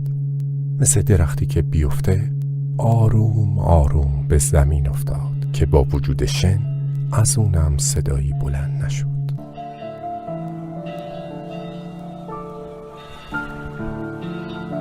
شش سال گذشته و من هنوز بابت این قضیه جایی لب‌تر نکردم. دوستام از اینکه منو دوباره زنده می دیدن خیلی شاد بودن. من اما غم زده بودم. بهشون می گفتم اینا اثر خستگیه. حالا کمی تسلای خاطر پیدا کردم. یعنی نه کاملا، اما اینو خوب می دونم که اون به اخترکش برگشته. چون آفتاب که زد پیکرش رو پیدا نکردم. البته پیکری هم نبود که چندان وزنی داشته باشه. شبها دوست دارم به ستاره ها گوش بدم. عین 1000 زنگوله. اما یه موضوع مهم هست. من پاک یادم رفته بود به پوزه بندی که برای شازده کوچولو کشیدم تسمه چرمی اضافه کنم و اونم ممکن نیست بتونه اونو به پوزه بره ببنده. اینه که از خودم میپرسم یعنی تو اخترکش چه اتفاقی افتاده؟ نکنه بره گلو چریده باشه. گاهیم به خودم میگم حتما نه. شازده کوچولو هر شب گلشو زیر حباب شیشه‌ای میذاره و هوای برشم داره. اون وقتی که خیالم راحت میشه و ستاره ها همه به شیرینی میخندن. اما گاهیم با خودم میگم همین کافیه که آدم یه بار حواسش نباشه. اومدیم و یه شب حبابو یادش رفت. یا بره شبی نصف شبی بی سر و صدا از جعبه زد بیرون. اون وقتی که زنگوله ها همه تبدیل به اشک میشن. یه راز خیلی خیلی بزرگ اینجا هست. برای شما هم که اونو دوست دارین مثل من، هیچ چیز عالم مهمتر از دونستن این نیست که تو فلان نقطه‌ای که نمیدونیم، فلان بره‌ای که نمیشناسیم، گل سرخی و چریده یا نچریده. خب به آسمون نگاه کنید و بپرسید بره گل و چریده یا نچریده و اون وقت با چشمای خودتون تفاوتش رو ببینید و محال آدم بزرگا روحشون خبردار بشه که این موضوع چقدر مهمه.